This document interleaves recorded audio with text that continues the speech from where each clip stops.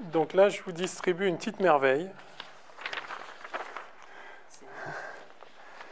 Une merveille incroyable. Oh. C'est le truc, il y a une page. C'est l'abondance des noyaux dans le milieu interstellaire.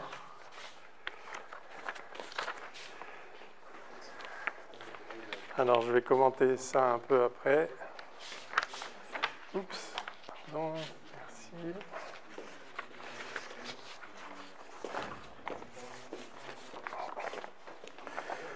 Donc, vous avez en abscisse les numéros atomiques. Alors, pour les non-physiciens, non-chimistes, c'est-à-dire juste le nombre de nucléons qu'il y a dans les noyaux. Donc, vous savez qu'il y a 92 éléments stables dans la nature, dans l'univers. Hein, du plus simple avec un seul nucléon qui est l'hydrogène. Donc, je fais vite fait ce diagramme. Donc, Z, c'est le nombre de protons, en fait. Et donc, ça va de 1, c'est l'hydrogène.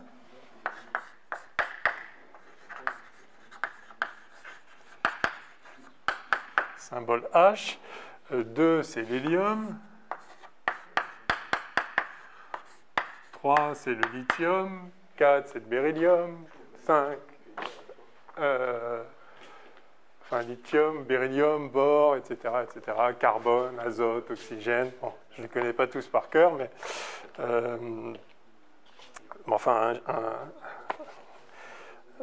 vous avez rencontré tous ces éléments. Le fer à 26 protons, etc. Et donc, ça va jusqu'à l'uranium, qui en a 92. Puis au-delà, c'est plus stable. Et donc, vous avez ici le résultat de travaux absolument éblouissants qui ont permis de déterminer l'abondance de chacun des éléments dans l'univers, dans le milieu interstellaire, par exemple. Et alors, je le brosse rapidement et on expliquera tout ça. Vous voyez, alors,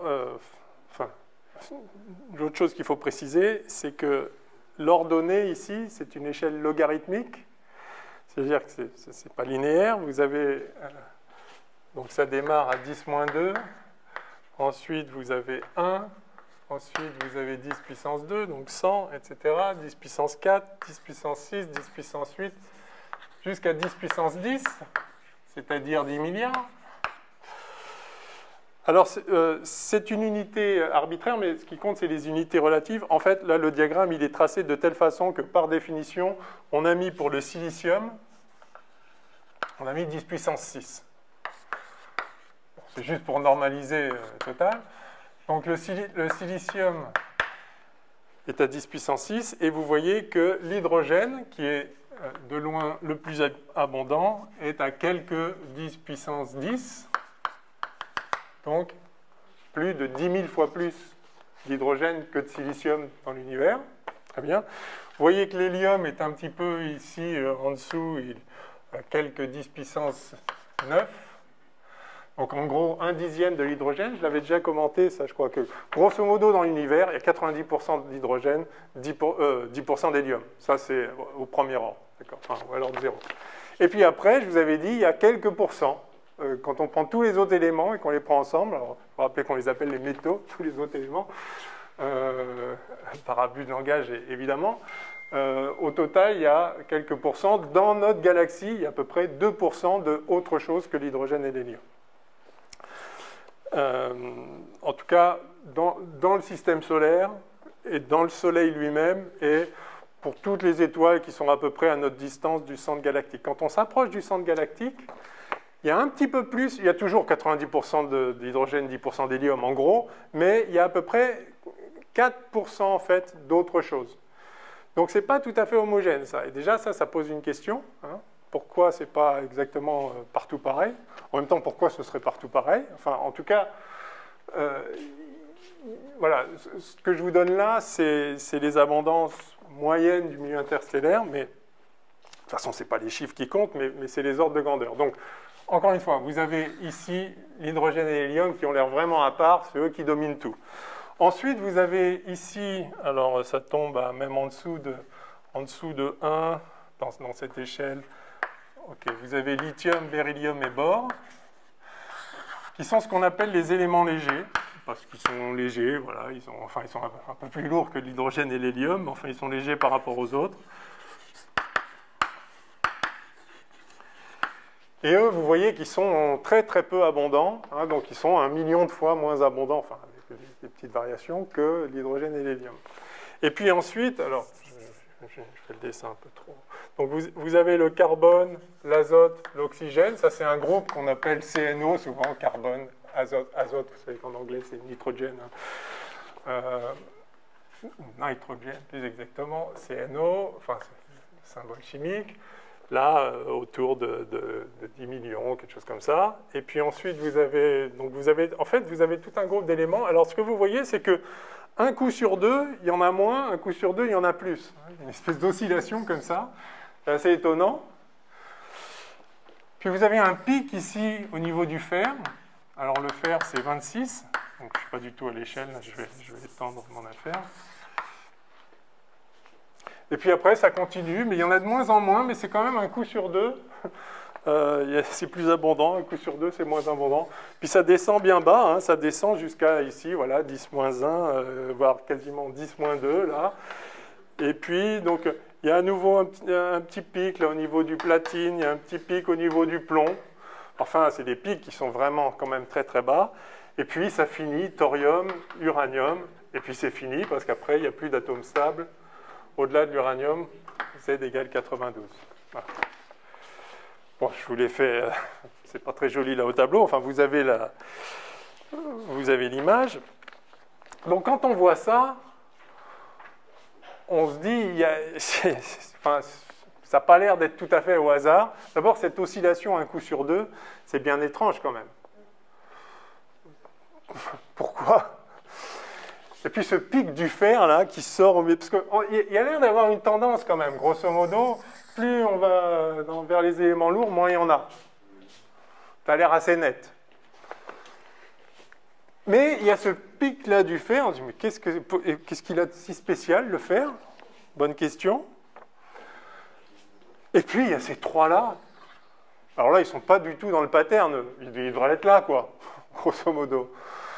Et ils sont 1 million de fois moins, que dis-je, 1 milliard de fois moins que là où ils devraient être, en fait. Ah oui, j'ai dit millions tout à l'heure, je dis. Hein, 10 puissance, en gros, ils devraient être là, à peu près à 10 puissance 9, et puis ils sont autour de 1, quoi.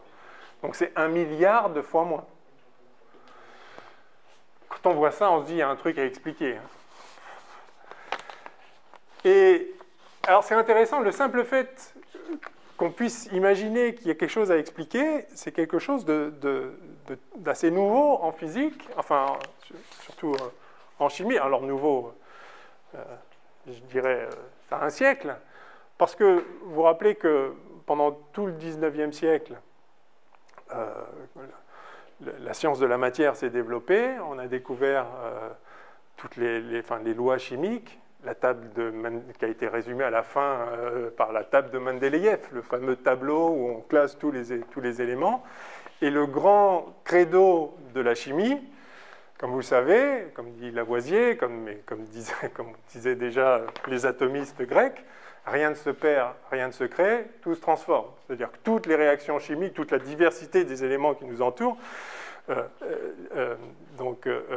est liée à des assemblages de noyaux via des réactions chimiques qui peuvent faire passer d'une molécule à une autre, mais justement, les différentes molécules ne sont que des assemblages différents des mêmes atomes. Les atomes, eux, ne se créent pas, ne disparaissent pas, donc chacun de ces éléments-là, aucune réaction chimique ne peut jamais modifier un noyau en un autre. Rien ne se perd, rien ne se crée, tout se transforme. C'est juste des réarrangements d'atomes qui donnent toute la diversité de la matière qu'on observe autour de nous. du coup, si rien ne se perd, rien ne se crée, tout se transforme, eh bien, les abondances des différents noyaux sur Terre, il y a plus d'oxygène que d'or. Hein, oui, l'or c'est plus cher que l'oxygène, c'est parce que c'est plus rare en fait. Ces abondances-là, elles sont ce qu'elles sont, mais elles ont toujours été ça, et elles seront toujours ça. C'est comme ça. La seule réponse à pourquoi, c'est parce que c'est comme ça. Voilà. Ça a toujours été, sera toujours comme ça, parce que rien ne se perd, rien ne se crée, tout se transforme. Or, quand on voit ça, on se dit, ah bon, donc ça a été donné dès le début comme ça, puisque rien ne se perd, rien ne se crée, tout se transforme.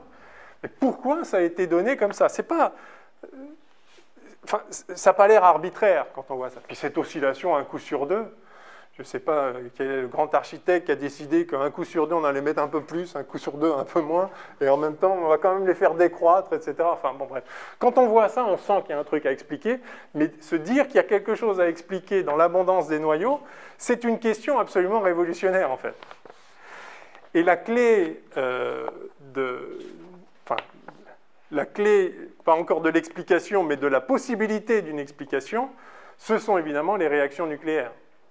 C'est-à-dire que la chimie, c'est bien, rien ne se perd, rien ne se crée, tout se transforme, mais quand on reste à des niveaux d'énergie qui ne sont pas trop élevés, quand on augmente l'énergie disponible dans les particules, alors on peut faire mieux que réarranger les atomes, on peut changer les atomes, on peut faire ce qu'on appelle la transmutation, quoi, passer d'un atome à un autre, enfin d'un élément à un autre.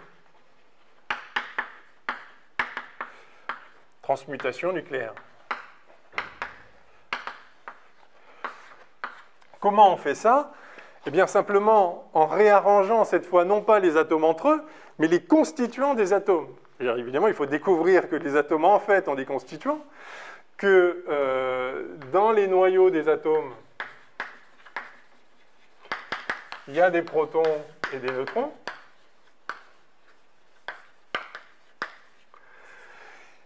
Et que si on fournit à un noyau suffisamment d'énergie pour remettre en question sa cohésion interne, eh bien, on peut casser un noyau, donc lui retirer des nucléons, et si on lui retire des nucléons, il va devenir un autre noyau, plus petit. À l'inverse, on peut lui ajouter des nucléons. Et à ce moment-là, il va devenir plus gros. Et donc, s'ouvre la possibilité d'une constitution de ce diagramme d'abondance, c'est-à-dire d'une élaboration éventuellement progressive, ou tout d'un coup, en tout cas d'interactions, enfin de phénomènes physiques qui vont pouvoir modifier ça. À partir peut-être de conditions initiales qui étaient différentes, on peut constituer ça. Et peut-être que justement, ces structures qu'on voit là sont le résultat de propriétés de la manière dont ils ont été formés. Si tout est donné dès le début, alors bon, c'est comme ça, c'est bizarre que ce soit comme ça, mais en tout cas c'est comme ça. Mais si tout n'est pas donné et qu'il y a moyen de changer les choses, alors la clé peut-être de l'explication de ce diagramme réside dans les processus d'élaboration des noyaux eux-mêmes. Et c'est ce qu'on appelle la nucléosynthèse.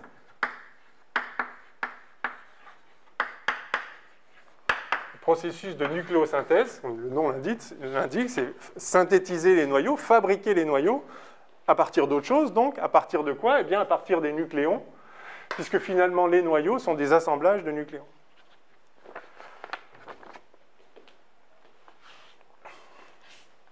Et alors, donc, quand on est à des échelles d'énergie type chimie, on ne peut pas briser les noyaux, on ne peut ni coller un nucléon là-dedans, ni en retirer, parce qu'il y a une cohésion du noyau qui est très grande, et typiquement, je vous donne l'échelle d'énergie de liaison d'un nucléon dans un noyau. Je ne sais pas si vous connaissez cette échelle d'énergie, c'est de l'ordre de quelques méga-électronvolts. Alors, pour les non-physiciens, je donnerai un petit détail. Donc, typiquement, c'est de l'ordre, on va dire, 8 MeV par nucléon.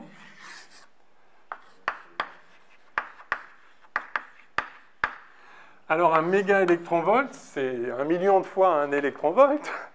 Et un électronvolt, c'est l'énergie qu'acquiert un électron quand on l'accélère avec un champ électrique, enfin avec une différence de potentiel de 1 volt.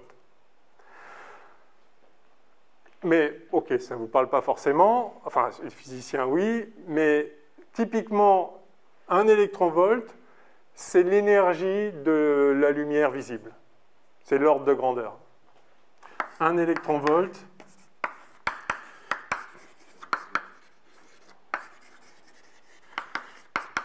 c'est l'énergie de la lumière visible. C'est un petit peu ultraviolet, ça, un électronvolt. Oui. Ça doit être un petit peu moins que ça, enfin, c'est pas loin, c'est cet ordre de grandeur-là. C'est typiquement... ouais.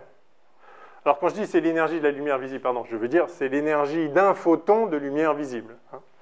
Le h nu du photon, où nu est la fréquence, ou hc sur lambda, où lambda est la longueur d'onde de la lumière visible. Quand ça, c'est à peu près 1 électronvolt, effectivement, cette lumière est visible. Donc, un photon plus énergétique que ça est invisible parce que sa fréquence est trop élevée, sa longueur d'onde est trop petite, c'est l'ultraviolet, et un photon moins énergétique que ça nous est invisible parce que là, pour le coup, sa longueur d'onde est trop grande et ça passe dans l'infrarouge. Bref, donc c'est l'ordre de grandeur. Et effectivement, les réactions chimiques se produisent à des échelles d'énergie qui sont ramenées à une molécule plutôt de l'ordre justement de l'électronvolt. Essentiellement, je vais vous donner un autre ordre de grandeur. Cette énergie-là, on peut la relier à une température, hein, en disant par exemple h nu de l'ordre de kT, qui est la constante de Boltzmann. Et ça correspond à une température, donc 1 électronvolt correspond en énergie, correspond à une température d'à peu près 10 puissance 4, 10 000 degrés. C'est l'ordre de grandeur, encore une fois. Hein, c'est à 40-50% près.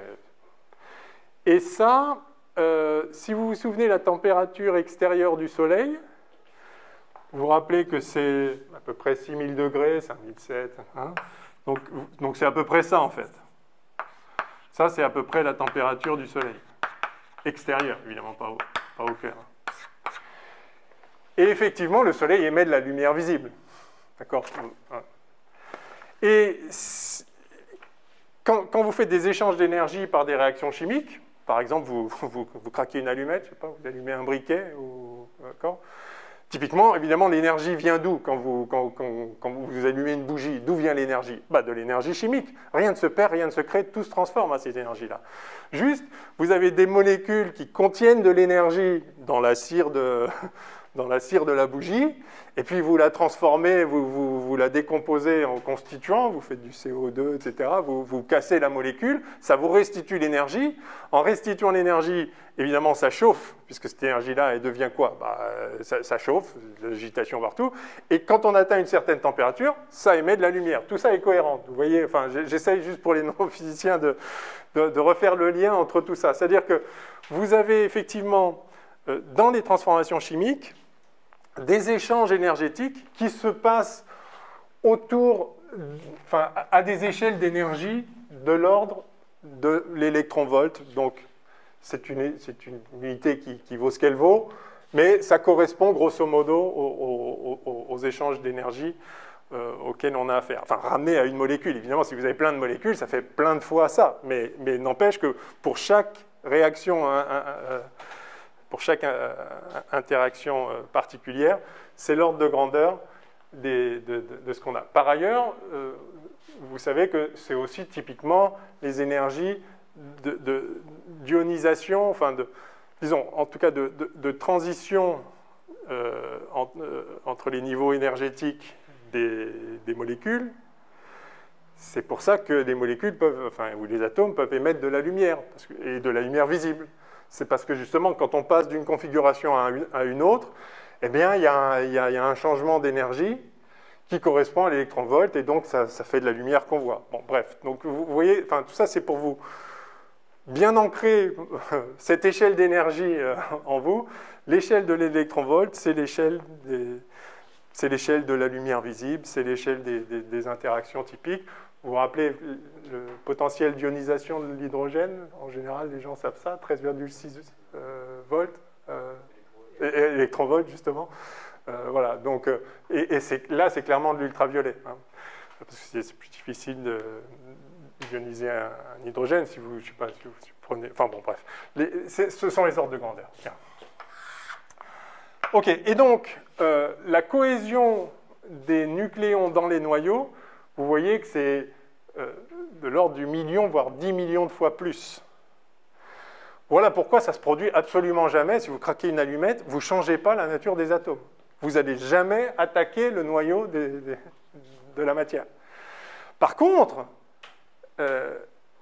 si vous avez des énergies qui commencent à monter au mégaélectronvolt, alors là, on commence à pouvoir jouer avec les noyaux.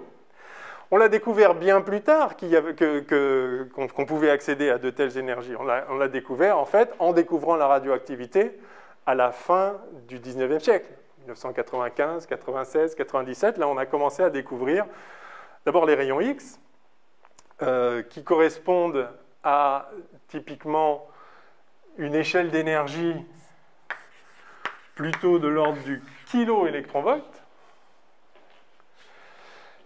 et puis, mais qui peut monter aussi jusqu'au méga-électronvolt pour la radioactivité gamma. Vous savez que la radioactivité, donc il y a 3 types de radioactivité, je rappelle pour tout le monde, alpha, bêta et gamma. On les appelle comme ça parce qu'on ne savait pas ce que c'était, on voyait juste des choses différentes, on leur a donné les 3 premiers noms de l'alphabet. Puis les rayons X, on les appelait X parce qu'on ne savait pas ce que c'était. Donc on a fini, début du XXe siècle, par comprendre ce que c'était que ces choses-là. La radioactivité alpha, ce n'est rien d'autre qu'un noyau d'hélium.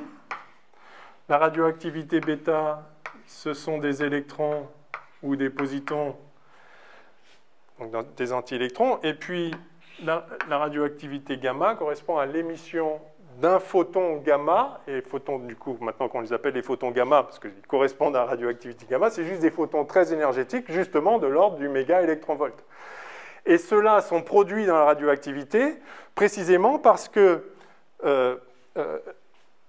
des noyaux qui eux-mêmes sont instables peuvent se désintégrer, donc transmuter, se désintégrer en un autre noyau, en émettant la différence d'énergie qui est justement un photon gamma.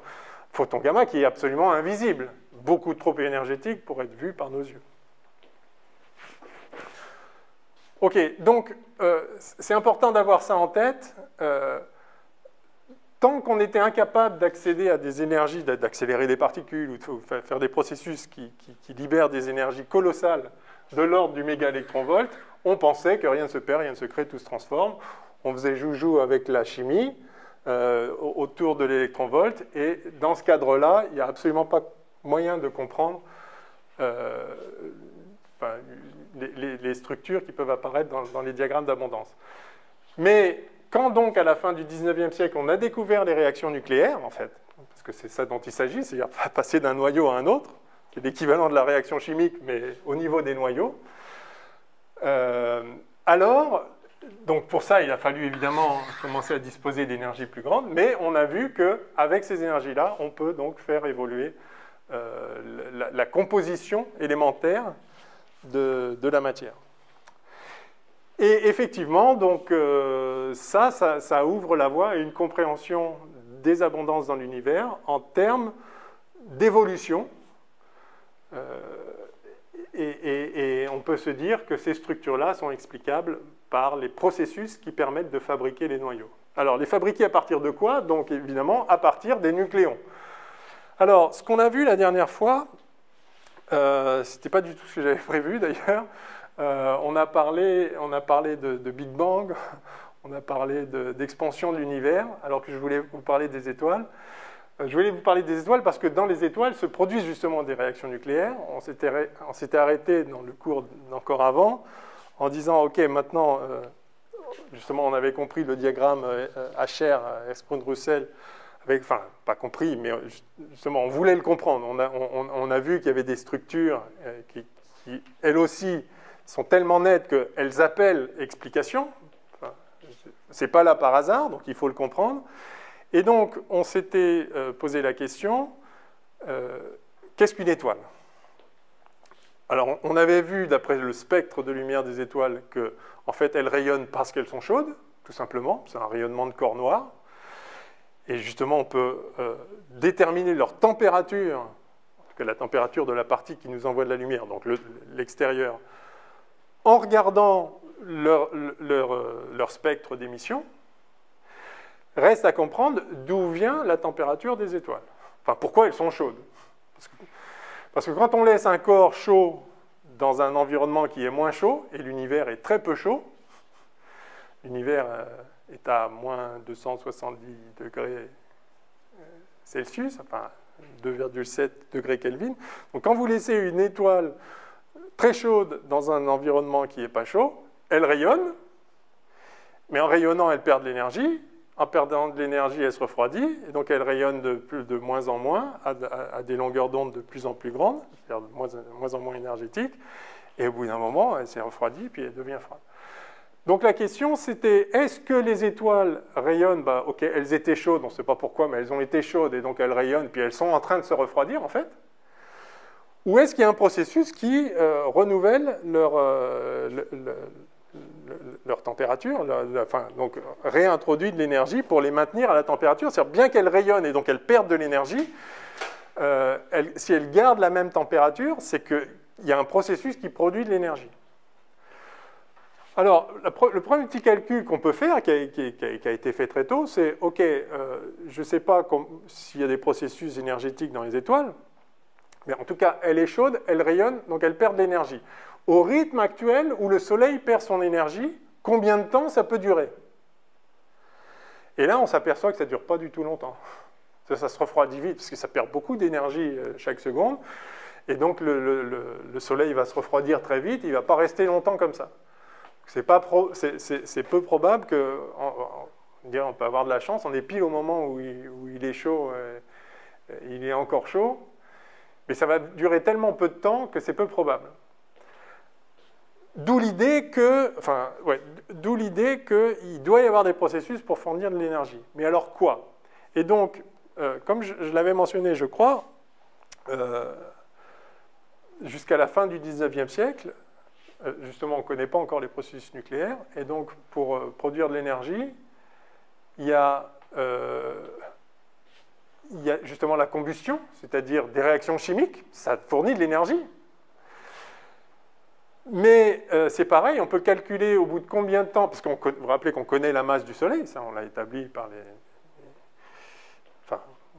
les lois de la gravitation, etc., en étudiant, voilà, enfin on connaît la masse du Soleil, je ne reviens pas là-dessus, donc on sait combien il y a de matière, on regarde les réactions chimiques qu'on connaît les plus exothermiques, celles qui fournissent le plus d'énergie quand ça brûle, et on peut voir combien de temps ça va durer.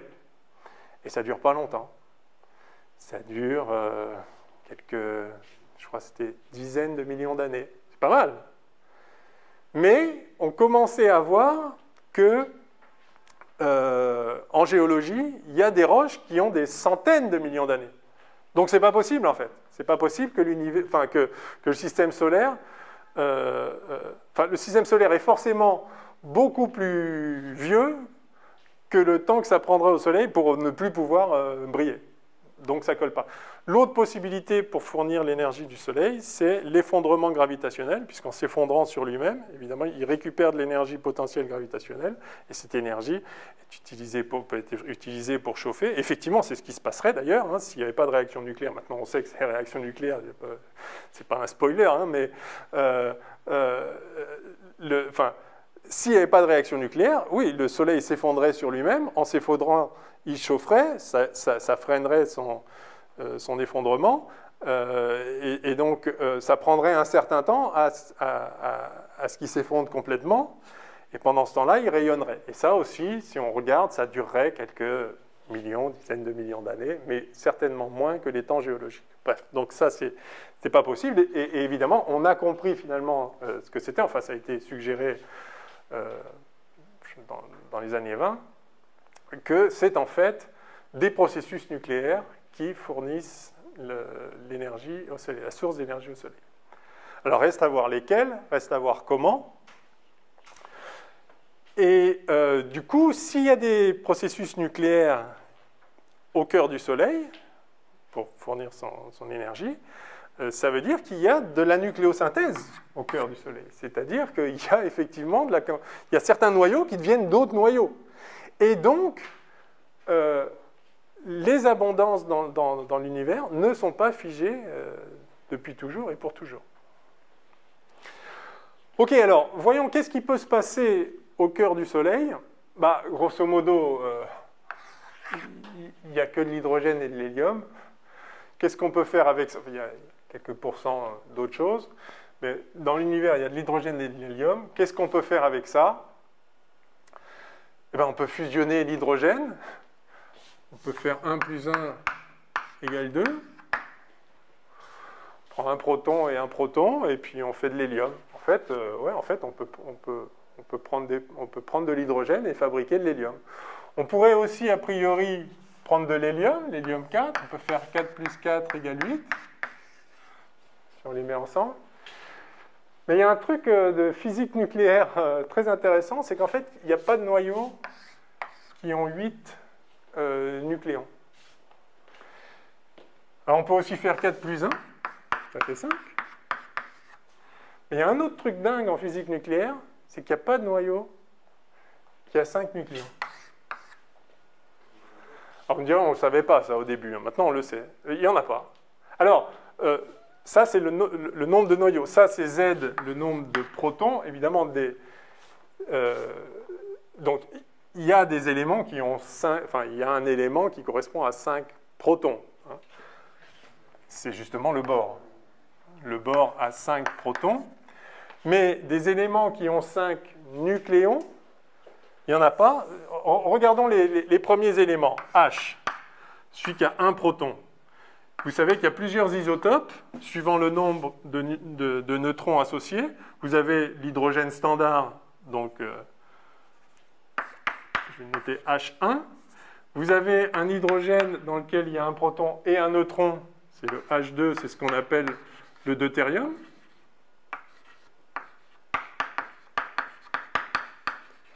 Donc ça, c'est un proton, un neutron. Et puis vous avez l'hydrogène 3, celui qui a un proton et 2 neutrons. Donc c'est toujours un hydrogène, parce qu'il y a toujours un proton. Donc vous savez que les propriétés des éléments chimiques, en chimie justement, leurs propriétés chimiques, leur capacité de s'apparier avec d'autres, faire des molécules, faire des réactions chimiques, est entièrement pilotée par le nombre de protons, parce que le nombre de protons, c'est le nombre d'électrons. La matière est neutre, globalement, et ce sont les électrons qui s'échangent dans les réactions chimiques. Donc les propriétés chimiques de tous les éléments qui ont le même nombre de protons, donc le même nombre d'électrons, sont strictement les mêmes, quel que soit le nombre de neutrons dedans. La chimie se moque totalement du nombre de neutrons qu'il y a dans les noyaux. Ça n'a absolument aucune incidence, précisément parce que les réactions chimiques, c'est juste un changement d'appariement des noyaux via des liaisons électroniques. Donc, voilà. Donc, il y a 3 formes d'hydrogène, celle-là. Ensuite, vous avez, donc ça c'est un proton. Un proton, c'est l'hydrogène. 2 protons, c'est l'hélium. Et vous savez que vous avez 2 isotopes stables. Alors, le tritium n'est pas stable. Hein, je pense que vous le savez. Mais enfin, il est stable assez longtemps pour qu'on puisse bien le caractériser, etc. Donc vous avez...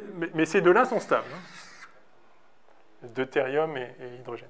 Vous avez l'hélium 3 et l'hélium 4. L'hélium 3, c'est donc 2 protons et 1 neutron. Et puis lui, c'est 2 protons et 2 neutrons. Il est très stable. Enfin, il y a une espèce de symétrie sympathique, l'hélium 4. Qui fait que c'est une petite entité qui qui va bien d'elle-même. C'est pas pour rien qu'il y a de la radioactivité alpha.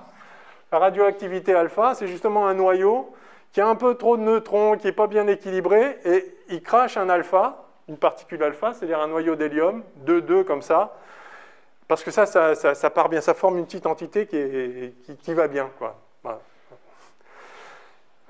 La radioactivité alpha, ça crache jamais un hélium 3, ça crache un hélium 4. Bref, donc vous avez ces deux éléments. Ensuite, vous avez l'élément à 3 protons, c'est le lithium. Alors, donc vous remarquez qu'il n'y a pas d'hélium 5, justement parce que le 4 c'est bien, rajouter un neutron c'est pas bon. Juste ça ne tient pas, quoi. Ça colle pas pour les propriétés des interactions nucléaires font que si vous rajoutez un neutron là-dedans pour faire de l'hélium 4, ça ne tient pas. Ça se désintègre immédiatement en le neutron tout seul et l'hélium 4 qui lui est bien... Alors ensuite vous avez le lithium. Alors sur le lithium vous pouvez faire... donc ça c'est 3 protons. Alors vous avez le lithium 6, donc 3 protons, 3 neutrons. Et puis vous avez le lithium 7, 3 protons, 4 neutrons. Mais c'est pareil, vous n'avez pas de lithium 5, c'est-à-dire vous ne pouvez pas avoir 3 protons et juste 2 neutrons. Ça ne permet pas de le stabiliser. Oui. Est-ce qu'on sait physiquement pourquoi ça ne tient pas? Alors, est-ce qu'on peut le prédire Est-ce que c'est une propriété physique universelle? Disons, les interactions nucléaires sont telles que vous n'avez pas un constituant stable avec 3 protons et 2 neutrons. Ça ne tient pas. En fait, ni 2 protons, 3 neutrons. En fait, c'est énergétiquement que c'est plus favorable 2 protons, 2 neutrons, 2 protons, 2 neutrons ensemble, donc l'hélium 4 et un neutron à côté, donc pas liés.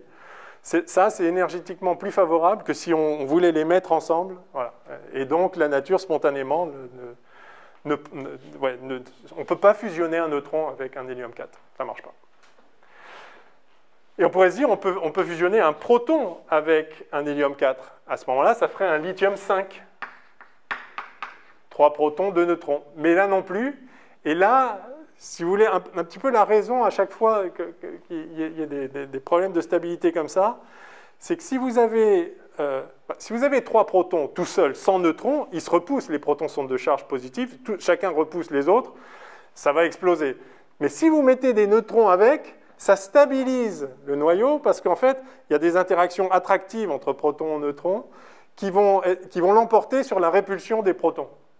Donc en mettant des neutrons, si vous avez un ensemble de 3 protons, il explose. Si vous mettez des neutrons, ça le tient. Mais il faut en mettre assez. Si vous n'en mettez que 2, non. Mais si vous en mettez 3, oui. Alors ça, c'est bien. Et si vous en mettez 4, c'est encore mieux. C'est bien plus stable. Donc en fait, l'isotope le plus abondant du lithium, c'est le lithium 7. 3 protons, 4 neutrons, c'est bien ça. C'est pas mal. Ça reste fragile. Ça reste fragile parce qu'en fait, à peine vous le tapez un peu... Ce noyau, il va vous faire un hélium 4, parce que l'hélium 4, il est bien. Il vous voit cracher les 3 trucs qui y a en trop. Mais c'est vraiment comme ça que ça se passe. Ça s'appelle la spallation, d'ailleurs.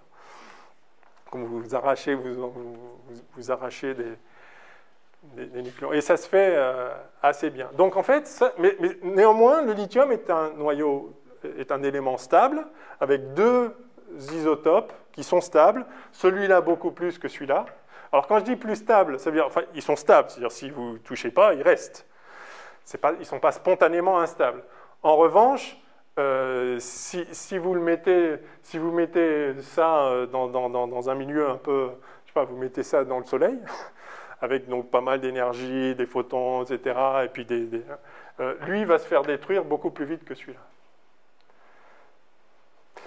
Bref. Donc, vous avez ça, et puis ensuite, alors c'est pareil, vous n'avez pas de lithium 8, vous ne pouvez pas avoir 3 protons et 5 neutrons.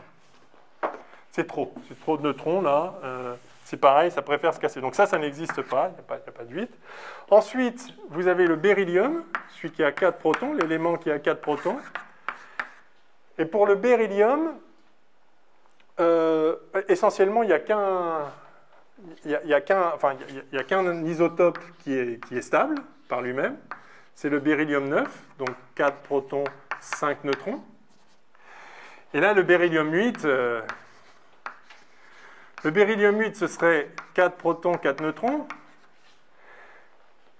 Et là-dedans, vous voyez que le beryllium 8, en fait, c'est deux noyaux d'hélium 4, c'est 2 particules alpha. Elles sont déjà là dans le beryllium 8, elles y sont, les 2 particules alpha qui aiment bien être tranquilles toutes seules. Et donc, en fait, vous pouvez fabriquer un truc comme ça, mais en 10 puissance moins 17 secondes, c'est-à-dire un 100 millième de millionième de milliardième de seconde, il se désintègre en 2 particules alpha qui, elles, sont bien tranquilles. Donc, en fait, ça existe pendant un temps absolument infime, enfin, c'est complètement instable, donc ça n'existe pas. Et vous pouvez avoir du beryllium 10, mais qui aussi est instable, parce que donc ça, c'est 5 protons, 5 neutrons. Et si vous avez ça, en fait, ça va se désintégrer. Alors moins vite que ça, hein, c'est un petit peu plus stable, mais ça va pas le faire. Donc le seul élément stable pour le beryllium, c'est ça. Et puis ensuite, et puis je m'arrête, vous avez donc, ensuite on passe à 5 protons. Ça c'est le bore. Et vous avez 2 isotopes stables du bore, le bore 10 et le bore 11. Les 2 sont stables, gentiment stables. Et puis voilà, et puis après, à 6 protons, vous avez le carbone, à 7 protons, vous avez l'azote, à 8 protons, vous avez l'oxygène, etc., etc. Et je vais juste noter,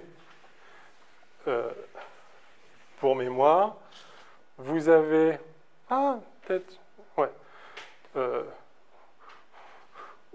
Vous avez le fer, qui en a 26. Enfin, 26 protons. Et l'isotope le plus stable du fer, il a 56 nucléons au total, donc 26 protons, donc je vais noter fer 56, et 30 neutrons. Pour stabiliser les noyaux, plus il y a de protons, plus il faut mettre des neutrons. Pardon. Donc si vous regardez pour les isotopes stables, le nombre de neutrons en fonction du nombre de protons. Au début, c'est à peu près 1 pour 1, et puis après, il y a de plus de... je vais faire comme ça. Après, il y a de plus en plus de neutrons voilà.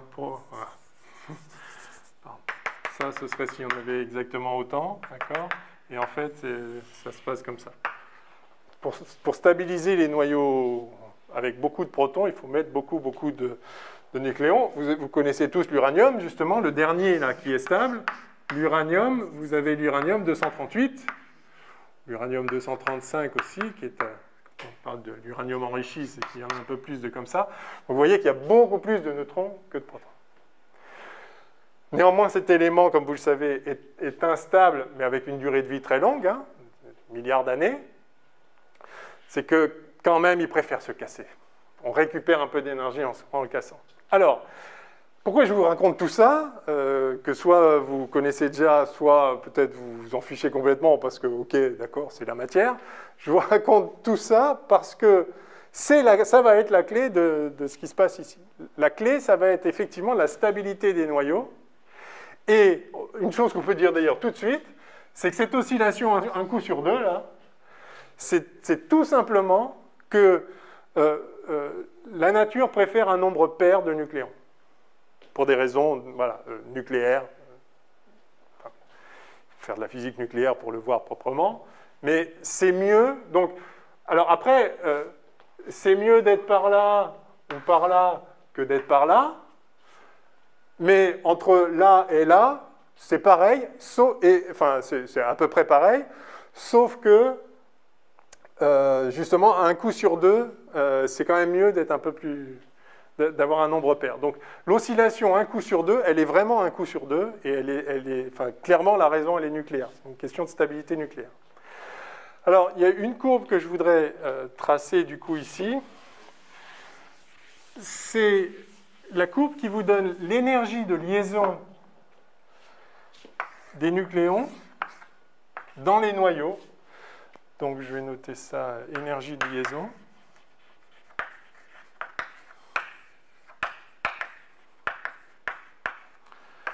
Par nucléon. En fonction du numéro atomique, c'est-à-dire du nombre de nucléons.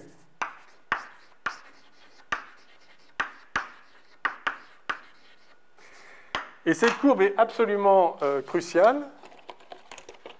Encore une fois, c'est les propriétés des interactions nucléaires qui font que voilà ce qu'il en est pour les noyaux. Et cette courbe a cette allure-là.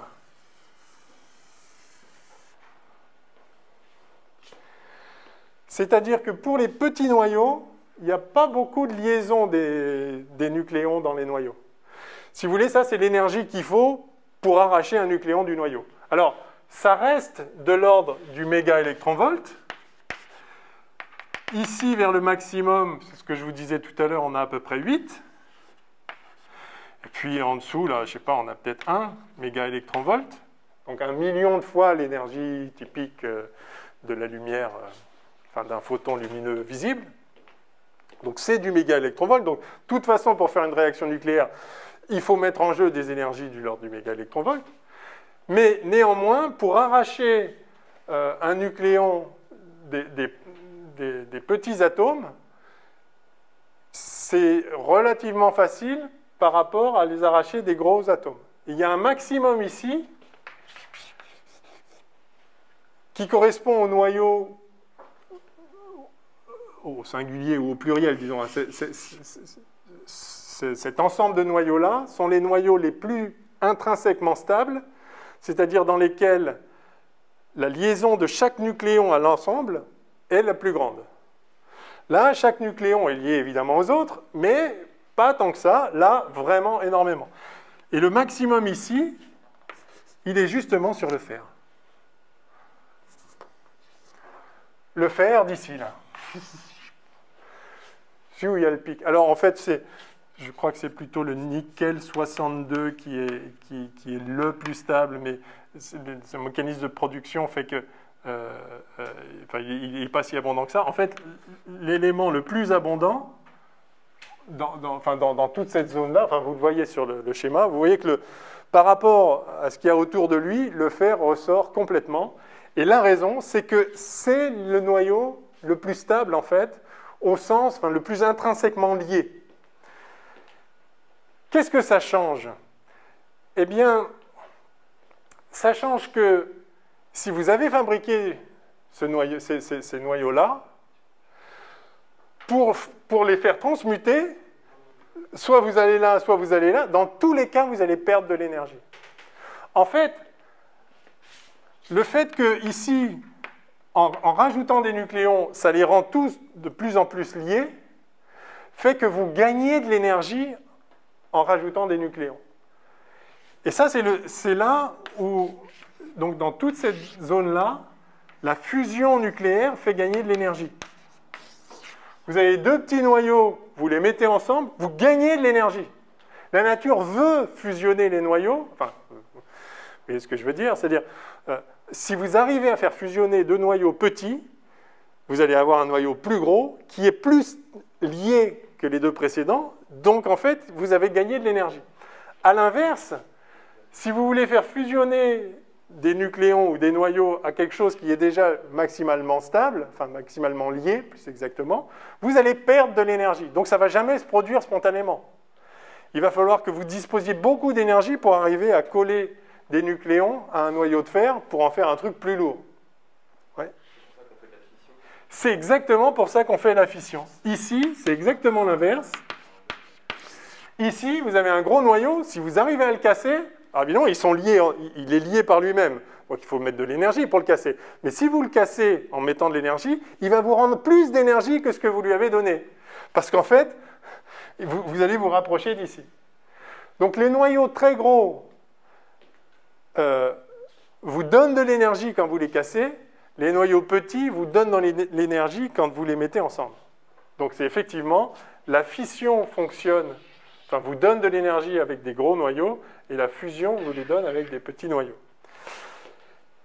Et donc, effectivement, dans une centrale nucléaire, vous fissionnez de l'uranium ou du plutonium, qui est là aussi. Mais du coup, pourquoi on ne pourrait pas aussi faire de la fusion avec des éléments non radioactifs? Alors, on peut faire de la fusion avec des éléments radioactifs, et c'est ce qu'on fait. C'est ce qu'on fait, et c'est ce que fait le Soleil. Le Soleil fusionne l'hydrogène. Et les centrales, enfin, les tokamaks, enfin, les centrales à fusion qu'on essaye de développer, c'est beaucoup plus dur, j'expliquerai pourquoi, fonctionnent avec, typiquement, enfin, on prend du tritium parce que c'est un peu plus facile, mais le tritium lui-même, il faut le fabriquer, et on le fabrique à partir du lithium, d'ailleurs. Hein, vous voyez que ça crache facilement. Vous le voyez, le tritium dans le lithium 7. Vous avez en fait là-dedans, vous avez de l'hélium 4, 2 protons, 2 neutrons, plus 3 machins. Et les 3 machins, c'est quoi? C'est justement 1 proton, 2 neutrons. Donc le tritium, il est là. Donc en fait, c'est vrai que c'est assez pratique de faire fusionner du tritium, justement parce que tritium plus proton, cling, ça vous fait de l'hélium 4. Et il est content. Donc c'est très facile de fusionner du tritium avec du proton. C'est pas pour rien qu'effectivement, c'est ça qu'on essaye de faire. Mais reste à produire le tritium parce que le tritium lui-même, il est instable. Donc il faut le fabriquer enfin, juste avant pour pouvoir le fusionner avec un proton. Vous aviez une question? Ah non, d'accord. Donc, mais effectivement, sinon, enfin, l'idée donc, dans les tokamaks, c'est de prendre de l'hydrogène et d'en faire de l'hélium. Exactement ce que fait le Soleil. Ça remet pas au principe, enfin, je veux dire, ça ne redéfinit pas ce qu'est la radioactivité d'un élément. Qu'est-ce que vous... Qu'est-ce qui fait qu'un élément est radioactif ou non? Alors, un élément radioactif, c'est un élément qui spontanément se réarrange pour justement arriver dans une configuration plus stable. Donc, l'uranium 238, fortiori 235, spontanément, il va se casser en plusieurs petits bouts. Il va faire du plomb, il va faire puis plein de petits trucs qui sortent. Enfin, il va se casser. En se cassant, il y a plein d'énergie, donc il y a des nucléons individuels qui récupèrent, enfin, qui sont éjectés avec de l'énergie. Typiquement, il y a plein de neutrons qui sont éjectés. Et justement, ces neutrons vont pouvoir taper dans d'autres uraniums, et spontanément, il va se désintégrer, l'uranium. Mais au bout de 4 milliards d'années. Je ne sais pas combien, quelques milliards d'années. Donc, parce que, voilà, il faut quand même, enfin, il est bien. C'est juste qu'il préfère quand même être cassé. Et donc, dans une centrale nucléaire, ou dans une bombe atomique, ce qu'on fait, c'est qu'effectivement, on initie, on n'attend pas 1 milliard d'années qu'il se désintègre tout seul, on lui injecte de l'énergie, ce qui fait qu'il se casse. En se cassant, il libère de l'énergie, et il donne de l'énergie à plein de neutrons qui, eux, vont taper dans les uraniums autour, qui vont les faire casser. Donc, en fait, on se sert d'un espèce de trigger extérieur pour déclencher ce réarrangement. Voilà. Et alors, le truc, c'est que si ça devient fou, et à chaque fois, ça en libère de plus en plus, qu'il en casse de plus en plus, ça explose et c'est fait une bombe. Et l'idée, c'est de contrôler ça, effectivement, de faire en sorte que ça se fasse à un rythme constant, quoi, pour récupérer de l'énergie constante. C'est assez remarquable qu'on ait été capable de faire ça, mais c'est magnifique. Ouais. Et du coup, atomiquement parlant, ouais. on parle de nuages radioactifs. Ah, d'accord. Ah oui. Alors, ok. Donc ça, ce sont des... Alors, d'accord. Donc ça, ce sont des éléments... Donc par exemple, voilà, si vous éventrez le cœur d'une centrale nucléaire, pas recommandé, vous allez avoir effectivement plein d'éléments radioactifs qui ne sont pas des éléments stables, là pour le coup, qui sont justement les produits de fission de ces réactions nucléaires. Vous allez casser les gros noyaux qui, si vous ne les touchiez pas, ils se désintégreraient longtemps, voire pas du tout. Hein. Vous pouvez faire fissionner des noyaux qui sont stables, puisqu'encore une fois, de toute façon, si vous prenez un noyau là, vous le cassez, vous allez gagner de l'énergie. Même si spontanément, lui, il ne se casserait pas. Et donc, le truc, c'est que quand vous le cassez, par exemple, le noyau d'uranium, il va vous faire des tas de trucs. il va vous faire des tas de trucs par là, mais y compris des trucs par là qui ont beaucoup plus de neutrons que ce qu'il faudrait. Donc, quand vous avez un noyau qui a trop de neutrons, eh bien, qu'est-ce qui va se passer qui a trop de neutrons par rapport à son nombre de protons? Eh bien, il va transformer un proton en neutron. Et ça, c'est la radioactivité bêta. J'ai effacé. C'est la radioactivité bêta. C'est typiquement, vous avez un neutron qui va se transformer en proton. Un neutron et un proton, c'est quasi pareil. Les nucléons, c'est quasi pareil. Mais sauf que lui, il a... En fait, pour ceux qui connaissent, en termes de quarks, en fait, les nucléons eux-mêmes ont des constituants qu'on ne peut pas isoler, donc c'est un peu plus compliqué que ça, mais typiquement, un neutron, c'est un quark up et 2 quarks down. Et un proton, c'est 2 quarks up et 1 quark down. Bon, enfin, je ne vais pas rentrer plus en détail là-dedans. Le quark up, il a une charge plus 2 tiers par rapport à la charge d'un électron. Le quark down, il a une charge moins 1 tiers. Donc si vous regardez la charge électrique d'un neutron, 2 tiers moins 1 tiers, 0. Le proton, 2 tiers plus 2 tiers moins 1 tiers, 1. Donc ça a une charge 1, ça a une charge 0. Et du coup, cette réaction, quand elle se produit, il faut... En fait, ça fabrique un électron. Et puis pour conserver le nombre atomique, ça fabrique aussi un antineutrino, mais qu'à cela ne tienne. Donc en fait, c'est ça qui se passe dans un noyau qui a été fabriqué comme un produit de fission avec trop de neutrons. Eh ben, il va transformer ces neutrons et ces protons pour rééquilibrer, pour retomber sur ce qu'on appelle la vallée de stabilité ici. Et ça, le truc, c'est que ces particules éjectées là dans l'affaire, elles ont de l'énergie. Et c'est ça la radioactivité. La radioactivité bêta, c'est ça. C'est un électron qui est éjecté. Ou à l'inverse, vous avez pu former, parce que quand vous cassez le noyau d'uranium, les nucléons, ils se retrouvent là où ils peuvent. Et donc vous avez des morceaux où il y a trop de neutrons, puis des morceaux où il y a trop de protons. Si vous avez trop de neutrons, le neutron se transforme en proton, ça fait ça. Si vous avez trop de protons, il se passe exactement l'inverse. Le proton se transforme en neutron, et du coup, il y a un positon qui est émis et un neutrino électronique pour accompagner tout ça. Donc, en fait, c'est ces réarrangements-là qui sont la radioactivité. Alors, donc, ça, c'est la radioactivité bêta. Et puis, il y a la radioactivité gamma. Donc, ça, c'est l'émission d'un photon. Et ça, c'est quand, dans les noyaux produits, là, après la fission, dans tous les morceaux qui sont produits, vous pouvez avoir un noyau qui est produit dans un état excité lui-même. Parce que de la même façon que vous avez des atomes dans des états excités, c'est-à-dire avec des configurations électroniques qui ne correspondent pas à l'énergie du niveau fondamental, à l'énergie minimale, et si vous avez donc un atome excité, il va se désexciter en émettant un photon, parce qu'il faut conserver l'énergie, et ce photon, il est de l'ordre en énergie de l'électronvolt, puisque c'est la différence d'énergie entre configurations électroniques dans un atome. De la même façon, vous pouvez avoir un noyau qui est dans différentes configurations électroniques, pas électroniques, dans différentes configurations énergétiques, et passer de l'une à l'autre doit conserver l'énergie. Et donc, quand vous avez une transition de la configuration du noyau, d'une configuration plus énergétique à moins énergétique, vous récupérez un photon. Un photon de quelle énergie? De l'énergie typique donc de l'ordre du MeV. Alors en fait, ça peut être un petit peu moins, parce qu'il y a beaucoup de nucléons, etc. Mais enfin, c'est ces ordres de grandeur.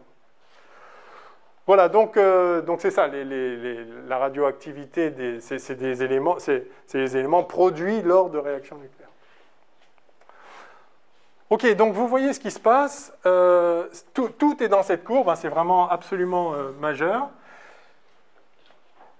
Les petits noyaux aiment bien fusionner, quand ils fusionnent, ça donne de l'énergie, et les gros, quand ils sont fissionnés, ça donne de l'énergie.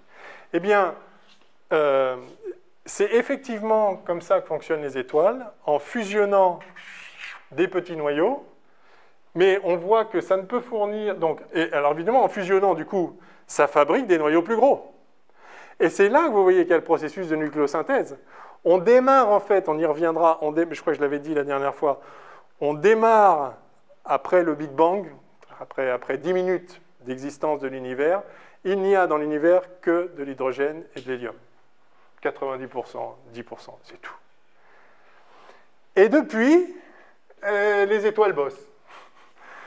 Les étoiles fabriquent des noyaux plus lourds. Et donc voilà pourquoi c'est doucement, quoi.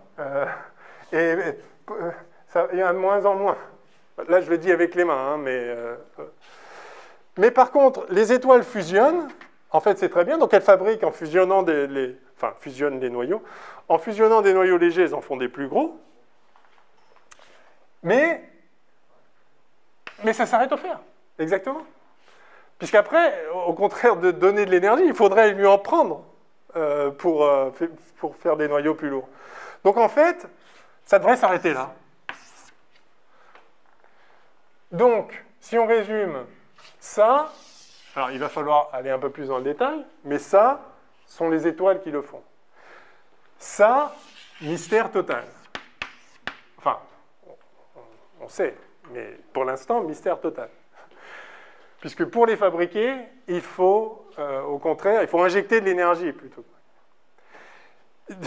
Oui, supernovae, bravo. Voilà, en particulier, mais pour une part majeure, lorsque les étoiles explosent, il y a débauche d'énergie, il y en a plutôt trop que pas assez. Et donc là, il est possible, effectivement, alors en plus, il y a plein de neutrons, et je vous expliquerai pourquoi une autre fois. En fait, il est possible d'aller coller des nucléons dans des noyaux de fer. Ça fait perdre de l'énergie, mais c'est pas grave, il y en a. Donc ça peut pas. Par contre, ça qui est important, c'est que ça peut pas se faire de façon. Ça peut pas se faire à l'équilibre, parce que justement, enfin, il y a besoin d'un apport d'énergie permanent, puisque à chaque fois vous perdez de l'énergie. Ça peut pas se faire à l'équilibre. Et c'est pour ça que ça se produit dans des phénomènes, dans des phénomènes explosifs. Type donc explosion d'étoiles supernovae. Donc on y reviendra. Et puis, alors, reste à comprendre l'état initial, parce que je vous ai dit il y a 90% d'hydrogène et 10% d'hélium. Pourquoi? Enfin, je sais pas, ça a été décidé comme ça, enfin, je veux dire, d'où ça sort? Et puis, il y a un autre problème majeur, c'est eux, là. Là, il y a un truc avec ces trois éléments-là. Alors, on va expliquer tout ça. Et il faut juste voir quelle heure il est et par où je commence. Alors. Merci. Pourquoi j'ai pas mon téléphone? Bon, bah, en tout cas... Ah, parce qu'il est là-dessous. Ah oui, bien joué. Merci. OK. Bien.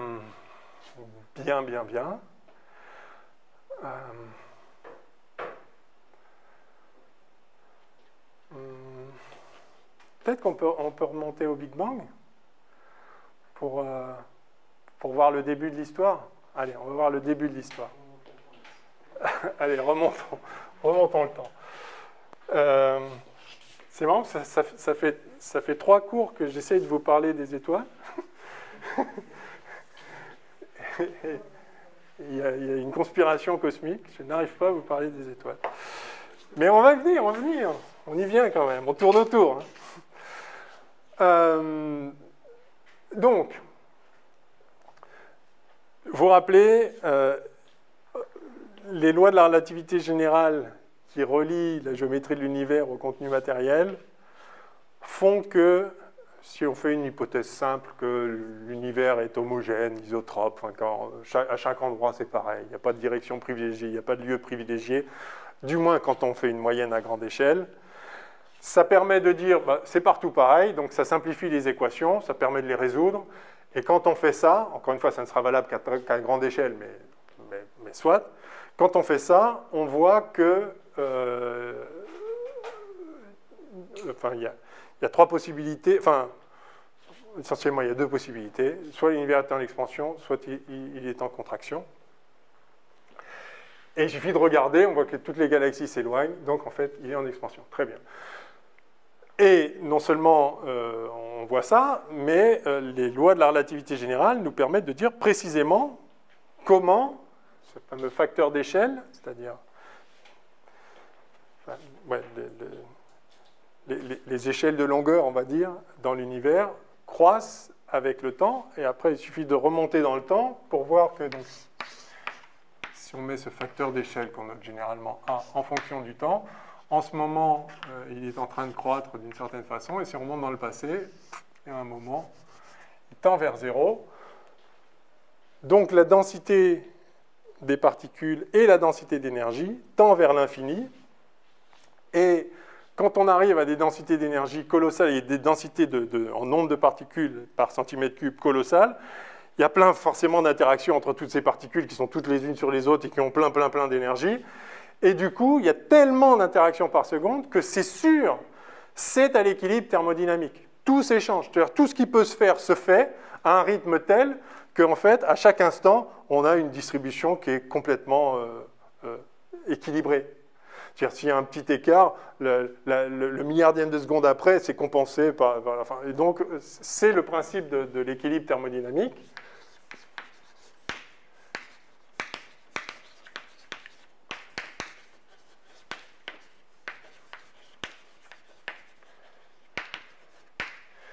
Et ce qui est bien avec l'équilibre thermodynamique, c'est qu'on peut connaître la distribution de toutes les particules, comment elles se répartissent en énergie, en vitesse, puisque justement, c'est le chaos total. Enfin, c'est le désordre maximal, si vous voulez. Voilà, tout est là, au rythme enfin, les lois de la thermodynamique nous disent très précisément comment se répartissent, par exemple, les vitesses. Enfin, si je prends une composante de la vitesse, vous connaissez peut-être les physiciens, donc la distribution de Maxwell-Boltzmann. Ça se calcule tout simplement. Hein. Enfin, après coup, c'est tout simple. Pour l'établir, c'est toujours compliqué. Ces deux personnes sont des génies absolus. Hein. Mais bon, après coup, voilà, on sait le faire. On prend une feuille de papier, on le démontre. Enfin, voilà, donc ça, si vous voulez, c'est la répartition du nombre de particules en fonction de la vitesse, par exemple, dans une certaine direction X. Voilà, en moyenne, les particules, elles vont ni plus à gauche ni plus à droite, c'est complètement symétrique. Plus ça va vite, moins il y en a, parce qu'elles n'arrêtent pas de s'entrechoquer. Et voilà, donc à petite température, ça fait comme ça. Elles ont toutes à peu près des vitesses faibles. Et puis plus la température augmente, plus elles ont des vitesses qui peuvent être grandes chacune individuellement, mais ça reste complètement symétrique. Bref, c'est l'équilibre. Et du coup, c'est très facile de connaître le contenu. Vous prenez 1 cm3 de matière... 3 heures après le Big Bang, c'est très très clair ce qu'il y a dedans. Voilà la distribution des choses. Alors, on va dire plutôt 3 secondes après le Big Bang, ou voire même 3 millisecondes après le Big Bang. C'est très facile de déterminer ce qu'il y a. Et donc, on connaît complètement le contenu de l'univers, et alors ce qui est intéressant d'ailleurs, c'est que ceci valide aussi a posteriori le fameux principe cosmologique qui est cette hypothèse initiale qu'on a faite, que, grosso modo, c'est partout pareil, c'est homogène. C'est-à-dire, actuellement, ce n'est pas homogène. Il y a des endroits, il y a des galaxies, d'autres, il y a des vides. Mais, comme j'avais dit, si vous moyennez sur un grand volume, bah, c'est en gros partout pareil, quoi. Le nombre de galaxies par million d'années-lumière au cube, c'est le même partout, en moyenne. Donc, en faisant cette hypothèse qu'en tout cas, à grande échelle, tout est à peu près pareil partout, ça vous permet de voir que dans le passé, vous avez toutes ces interactions, et maintenant, toutes ces interactions, elles vous garantissent que c'est vraiment homogène partout. C'est-à-dire, en montant dans le passé, le pas homogène devient homogène, parce que justement, tout n'arrête pas d'interagir à des rythmes fous en permanence. Donc, s'il y a un petit déséquilibre quelque part, il est tout de suite effacé et compensé, etc. Donc, effectivement, faire l'hypothèse que dans l'univers primordial, tout est homogène et parfaitement à l'équilibre thermodynamique, c'est complètement raisonnable. Et en fait, toutes les conséquences de ça sont vérifiées de fait. C'est ce qu'on va voir maintenant. Donc, on connaît le contenu énergétique. Et les lois de la relativité générale nous permettent de relier la température en fonction du temps. Alors ça, typiquement, ça varie comme la racine carrée du temps. La température en mégaélectronvolts, justement, enfin, c'est KB fois la température. L'échelle d'énergie correspond à la température T en mégaélectronvolts. C'est à peu près 1 sur racine du temps depuis le Big Bang. Le temps cosmique, il faudrait que je dise un mot sur le temps cosmique, mais en secondes. C'est-à-dire qu'une seconde après l'instant 0, l'horizon 0, vous avez une température de l'ordre de 1 million d'électronvolts.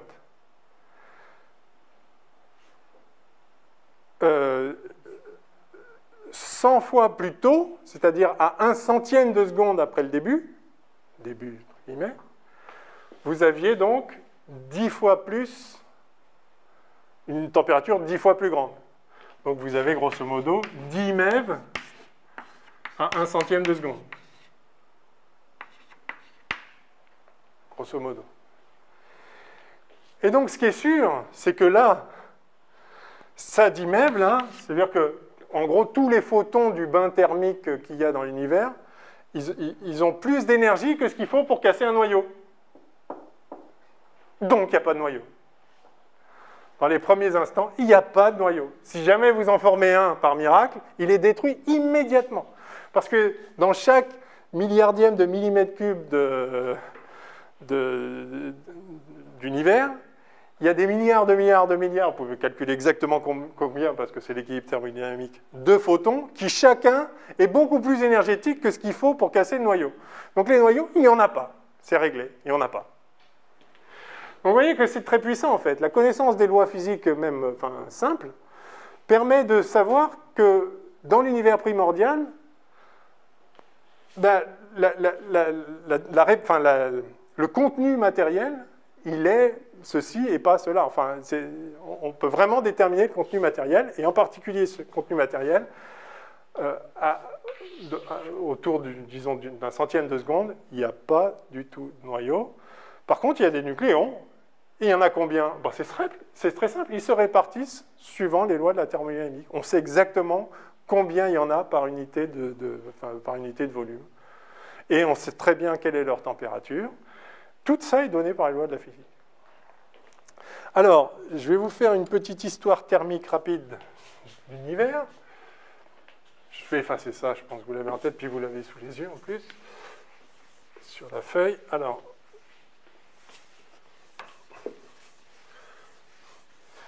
voilà comment ça se passe. Donc, alors, vous avez donc, le temps cosmique qui avance comme ça.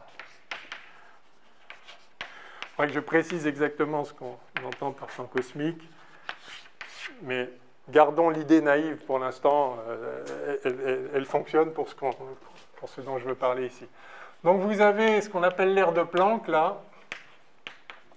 C'est le moment que je vous ai expliqué la dernière fois, où on sait que les théories ne fonctionnent plus, mais jusque-là, la relativité générale doit produire à peu près ce qu'elle prédit. Il n'y a pas trop d'influence de la physique quantique sur le tissu de l'espace-temps lui-même, donc sur l'expansion et sur les équations de la relativité générale. Donc on peut suivre à peu près jusque-là, en tout cas pour ce qui est de l'espace-temps. Ça peut être un peu plus subtil, je ne rentre pas dans les détails. Alors, donc ça correspond à une température. Je vais mettre ici la température. Et puis je vais mettre ici le temps cosmique, enfin la durée. Donc à l'ère de Planck, pardon, c'est là, on a une énergie de l'ordre de 10 puissance 19 GeV, c'est-à-dire 10 puissance 28 électronvolts. Donc ça c'est beaucoup d'énergie. Là, c'est vraiment l'horizon des lois physiques. On sait qu'on ne sait plus rien à ces échelles-là. Et ça correspond à 10 puissance moins 43 secondes. Donc c'est 42 fois 7, c'est un dixième de millionième de millionième de millionième de millionième de millionième de millionième de seconde. Bon, bref. Voilà. Alors ensuite, là, on a là une partie un peu inconnue. pendant laquelle doit se produire un événement dont j'ai parlé la dernière fois, qui est la baryogenèse. Vous vous rappelez, la baryogenèse, c'est un processus qui fabrique les baryons étant, pour le dire vite, la matière ordinaire, les quarks qui ensuite font les nucléons, les protons, etc. Et vous vous rappelez qu'il y a un mystère aujourd'hui dans notre compréhension, dans l'univers, c'est qu'il y a de la matière. Et il y a de la matière et pas d'antimatière. C'est-à-dire que d'une façon ou d'une autre, il y a dû se créer un déséquilibre, alors que les lois qu'on connaît, à chaque fois qu'on produit de la matière, on produit autant d'antimatière, et à chaque fois qu'on fait disparaître de la matière, on fait disparaître autant d'antimatière. Manifestement, il y a plus de matière, enfin, il y a plus d'antimatière autour de nous. On peut en fabriquer localement, mais l'univers est fait de matière. Enfin, on appelle matière ce dont est fait l'univers. Donc, il y a ce déséquilibre entre matière et antimatière. Il y avait un excès de matière par rapport à l'antimatière, ce qui fait que quand tout s'est annihilé, que l'antimatière s'est annihilée avec la matière, ben, comme il y avait un petit excès de matière, mais en fait, il reste maintenant un peu de matière. Ça, on ne sait pas l'expliquer, et c'est ce qu'on appelle la baryogenèse, et c'est à coup sûr lié à des mécanismes qui se produisent à des échelles d'énergie pour lesquelles on ne connaît pas bien les lois encore, parce qu'on n'est pas capable d'accéder à ces domaines d'énergie, et puis par la théorie, on n'arrive pas non plus à comprendre ça. Donc ça, c'est un mystère, mais ça a dû se passer à un moment, entre l'ère de Planck et puis le moment dont je vais parler maintenant, qui est le moment où justement les hadrons sont formés. Enfin, alors les hadrons, donc les baryons, bon, je mets les noms physiques, enfin, grosso modo, vous avez ici les constituants de la matière telle qu'on la connaît maintenant. Alors ça... oui, alors, je vais juste insérer un autre truc ici, qu'on appelle la transition électrofaible. Bon, je vais le mettre là. Transition électrofaible. C'est peut-être trop de détails pour ce qu'on veut faire, mais ça donne des repères. Donc ça, c'est 10 puissance 12 électronvolts. À peu près 10 puissance moins 11 secondes. Un 100 milliardième de seconde. Donc ça, c'est le moment où l'interaction forte et l'interaction faible, l'interaction nucléaire faible et l'interaction électromagnétique se découplent. Avant, elles formaient une seule interaction, elles se découpent. Ça, c'est bien connu. Ça, ce sont des échelles d'énergie auxquelles on peut accéder. On connaît bien la physique à ce niveau-là. Très bien. Ensuite, donc, les hadrons. Donc ça, c'est en fait, c'est donc je vais mettre 10 puissance 9 électronvolts. Ça, c'est la production des nucléons. Disons ça comme ça. L'énergie de masse d'un proton ou d'un neutron, c'est à peu près, justement, 10 puissance 9 électronvolts. 938 millions, plutôt qu'un milliard, 930. Donc c'est l'échelle d'énergie où les noyaux, les nucléons sont constitués. Et ça correspond donc à 1 millionième de seconde. Très bien. Donc ça va être ça notre point de départ pour la nucléosynthèse primordiale. C'est qu'à un moment, on avait les nucléons formés. On a des protons, on a des neutrons. Maintenant, évidemment, tout ça est dans un bain extrêmement dense, extrêmement chaud.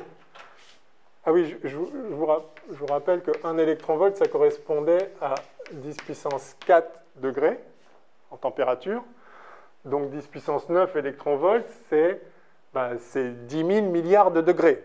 C'est très chaud, c'est très dense, mais les constituants de l'univers à ce moment-là, ils sont connus. Les lois de la physique sont connues, ces échelles d'énergie, on les maîtrise bien, on travaille avec elles en accélérateur tous les jours, les lois de la physique sont bien connues, donc il n'y a pas de mystère à ce niveau-là.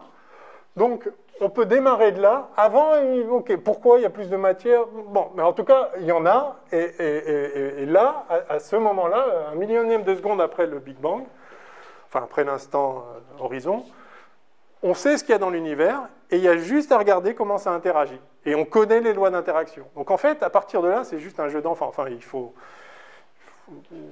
mener les calculs, ou les mettre dans un ordinateur, mais enfin, il n'y a pas de mystère dans les ingrédients physiques.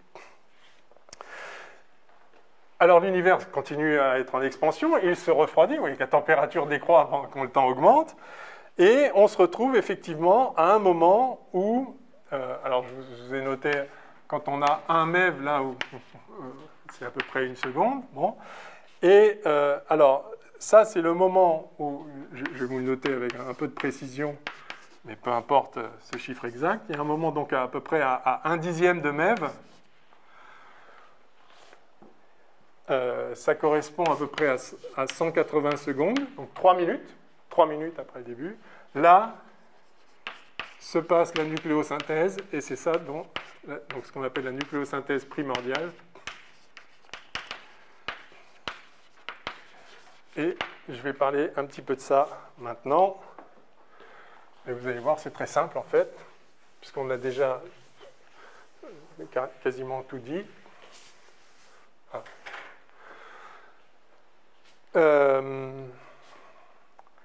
Donc, on a des nucléons, on a des protons, on a des neutrons, on a des électrons, on a des positons, on a des neutrinos, et puis on a des photons.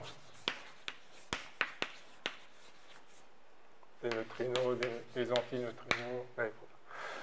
Ça, c'est le contenu de l'univers. Tout ça est à l'équilibre, ça n'arrête pas d'interagir dans tous les sens. Et très bien. C'est à l'équilibre, donc on sait exactement combien on a de chacune de ces espèces, quelle est la distribution en énergie, etc. Comment on va réussir à fabriquer des noyaux?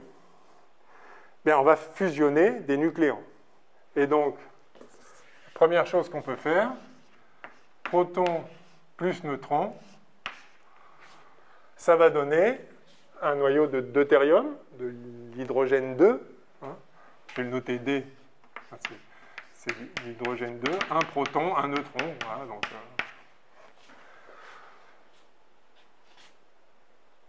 OK.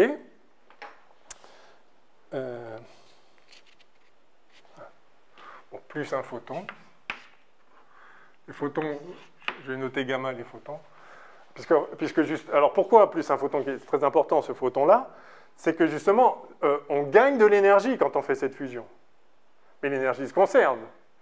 Donc quand on a fait ça, qu'on a fabriqué un noyau de deutérium, on éjecte un photon qui emporte l'énergie, et qui a beaucoup d'énergie. Combien? Exactement ce qu'il faut, exactement la différence. Mais du coup,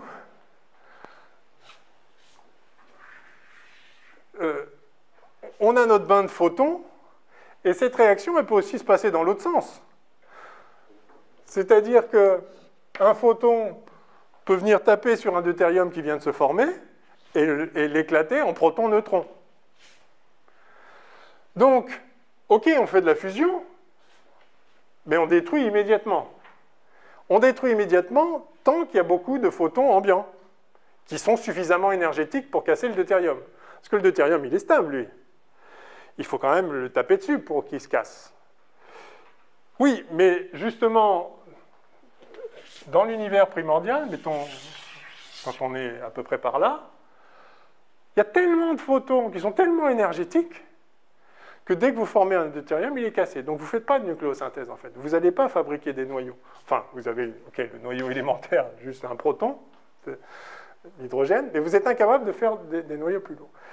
Qu'est-ce qu'il faut faire pour arriver à fabriquer des noyaux plus lourds, et donc commencer le processus de la nucléosynthèse? Eh bien, il faut certes fusionner, mais il ne faut pas se faire détruire. Donc ça va pouvoir ne commencer que lorsque la température ambiante va avoir décru suffisamment pour que les photons ambiants ne puissent plus casser le deutérium qui se forme.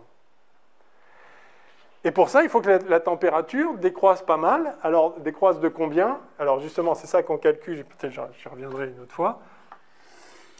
Il faut que ça décroisse en dessous de cette valeur-là. Voilà. Tant que... Parce que vous vous rappelez que quand on a une certaine température, les photons, ils ont une distribution d'énergie. En moyenne, ils ont l'énergie correspondant à la température, si vous voulez. Mais il y en a quelques-uns qui ont plus d'énergie, et ceux-là, ils vont casser les noyaux que vous commencez à assembler.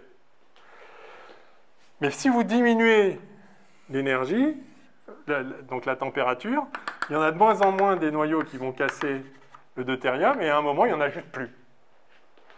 Alors non seulement vous diminuez la température, mais aussi vous diminuez la densité, parce que l'univers est en expansion. Donc à un moment, il n'y a juste pas assez de photons capables de casser le deutérium pour le casser. Et donc à chaque fois que vous en fabriquez un, ça y est, il est là. Et là, il est là pour toujours. Alors pour toujours, pas tout à fait, parce qu'une fois que vous avez le deutérium, je peux noter H2, bah vous pouvez lui coller un nouveau truc. Vous pouvez lui coller un proton. Ça va donner quoi? Ça va donner l'hélium 3. 2 protons, 1 neutron. Donc là, la nucléosynthèse, elle commence par 1 plus 1 égale 2, puis après elle fait 2 plus 1 égale 3, après elle fait 3 plus 1 égale 4. Une fois que vous avez l'hélium 3, vous pouvez lui coller un proton, vous pouvez lui coller un neutron, pour faire tout ce que vous voulez. Alors en fait, un truc qui se fait bien, c'est ça. Hélium 3 plus hélium 3. Alors vous allez me dire, ça fait 6. Ouais, mais l'hélium 4, c'est chouette. Donc en fait, ça fait de l'hélium 4 plus 2 protons. En fait. Mais, enfin, en tout cas, il y a aussi du hélium 3 plus un neutron donne hélium 4. Il y a tout qui se produit. En fait, tout ça, rappelez-vous, on est dans un univers quand même qui est très chaud. Ok, on est passé en dessous de la température qui permet aux photons de casser les noyaux qui se forment, mais c'est encore très, très intense, très dense, très chaud. Il y a des interactions des milliards par seconde, enfin, même pas mieux que ça. Et donc, vous êtes aussi à l'équilibre de la production des noyaux. Et donc, vous y allez. Donc, là, on a fait 3 plus 3 égale 6, mais... Enfin, égale 6 plus 2. Mais bon, vous pouvez faire 3 plus 1 égale 4. Et bref, c'est parti pour la nucléosynthèse. Sauf, petit problème qu'on a déjà évoqué, c'est que 3 plus 1... donc, 1 et 4, c'est bon, donc l'hydrogène, l'hélium. Mais c'est que 4 plus 1, ça fait 5, et ça, c'est pas possible. Il n'y a pas de noyau stable à 5. Et 4 plus 4 égale 8, mais ça, c'est pas possible. Il n'y a pas de noyau stable à 8. C'est une espèce de conspiration absolument folle qui fait qu'une fois que vous avez l'hélium 4, bah, ça s'arrête. Donc la nucléosynthèse, là, c'est bon, là, pendant tout ce temps, enfin pendant toute cette température, on arrivait à faire du deutérium, mais il se faisait casser, donc on ne pouvait pas démarrer la nucléosynthèse. Quand la température décroît suffisamment et que la dilution est suffisamment grande pour qu'on puisse garder les particules, les deutériums produits, on se dit, ça y est, ça va démarrer, on va pouvoir les empiler, faire fusionner jusqu'au fer. Mais non, parce que dans la voie de fusion 1 par 1 ou 4 par 4, une fois qu'on a de l'hélium 4, tout de suite, on est arrêté parce qu'il n'y a pas d'atome stable entre à 5 et à 8. Et donc, en fait, la nucléosynthèse primordiale s'arrête tout de suite et a pour produit final de l'hydrogène, de l'hélium et un petit peu, donc ça de l'hydrogène 1, et un petit peu de deutérium, parce qu'au passage, on en fait, mais en fait, le truc, c'est qu'une fois que vous avez le deutérium, c'est tellement facile de venir lui coller, il y a plein de protons autour. Donc vous allez faire de l'hélium, alors vous allez avoir un petit peu d'hélium 3, mais surtout de l'hélium 4. Parce qu'une fois que vous avez l'hélium 3, de toute façon, c'est facile de faire de l'hélium 4. Jusqu'à 4, ça va. Après, simplement, ça s'arrête.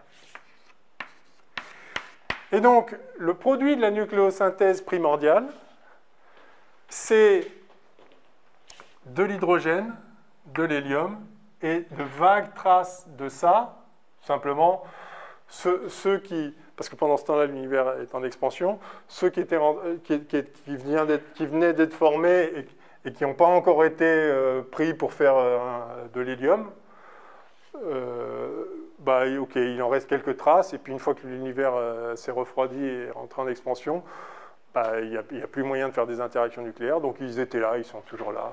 Mais il y en a une infime fraction. Alors je vais vous donner les ordres de grandeur.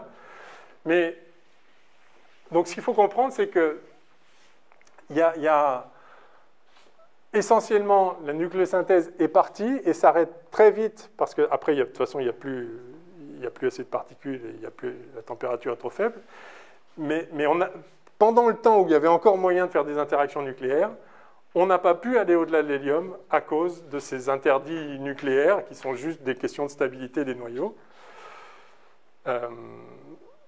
Donc, finalement, le bilan de la nucléosynthèse primordiale, c'est que tous les neutrons qui étaient présents dans le bain thermique, là, au moment où on a fabriqué les neutrons, les nucléons stables, il y avait un certain nombre de neutrons. On peut savoir exactement quelle fraction de neutrons il y avait. En fait, on peut suivre, comme tout est à l'équilibre, on peut suivre, en fonction de la température, le rapport entre le nombre de neutrons et le nombre de protons. Pour les physiciens, est-ce que vous avez vu le facteur de Boltzmann? Non? Oui, E puissance moins E sur KBT, ça vous dit quelque chose, ça? Comment vous dites?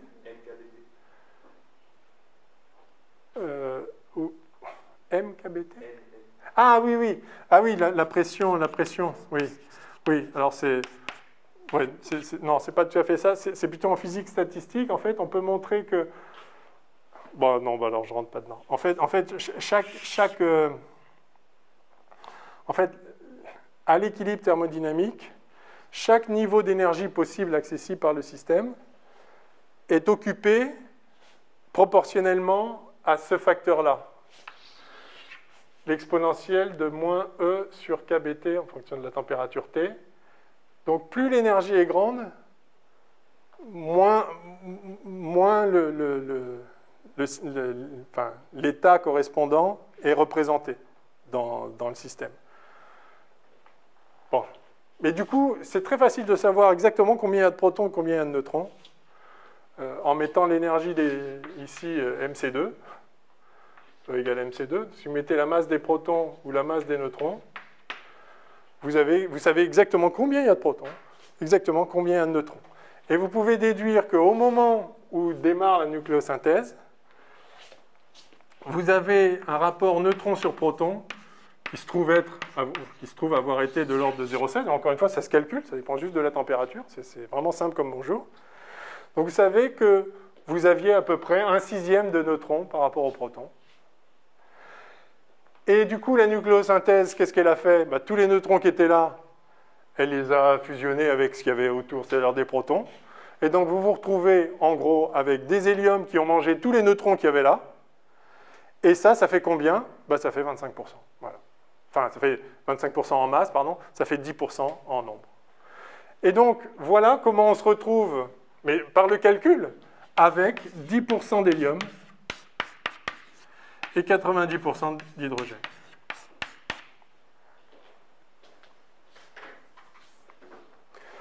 Donc vous voyez en fait ce mystère initial qui est que, quel que soit l'endroit où on regarde dans l'univers, on regarde du gaz ici, là, là-bas, dans d'autres galaxies, on voit toujours 90% d'hydrogène, 10% d'hélium. Partout.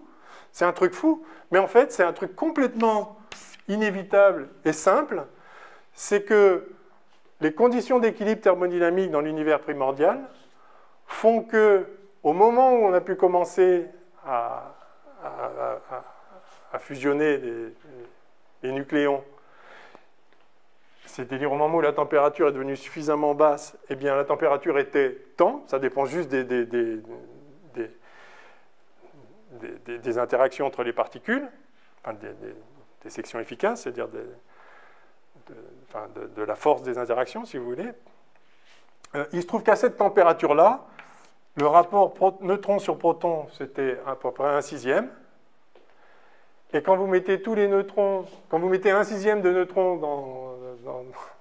dans des noyaux plus lourds, ça vous fait 10% d'hélium. Puis c'est aussi simple que ça. Enfin, grosso modo, il faut suivre en détail toutes les réactions nucléaires pour voir ça, mais le bilan, il est fatal. Les neutrons, il faut bien qu'ils aillent quelque part. Et donc, voilà, ils font des héliums. Alors, vous me direz, ils peuvent décroître.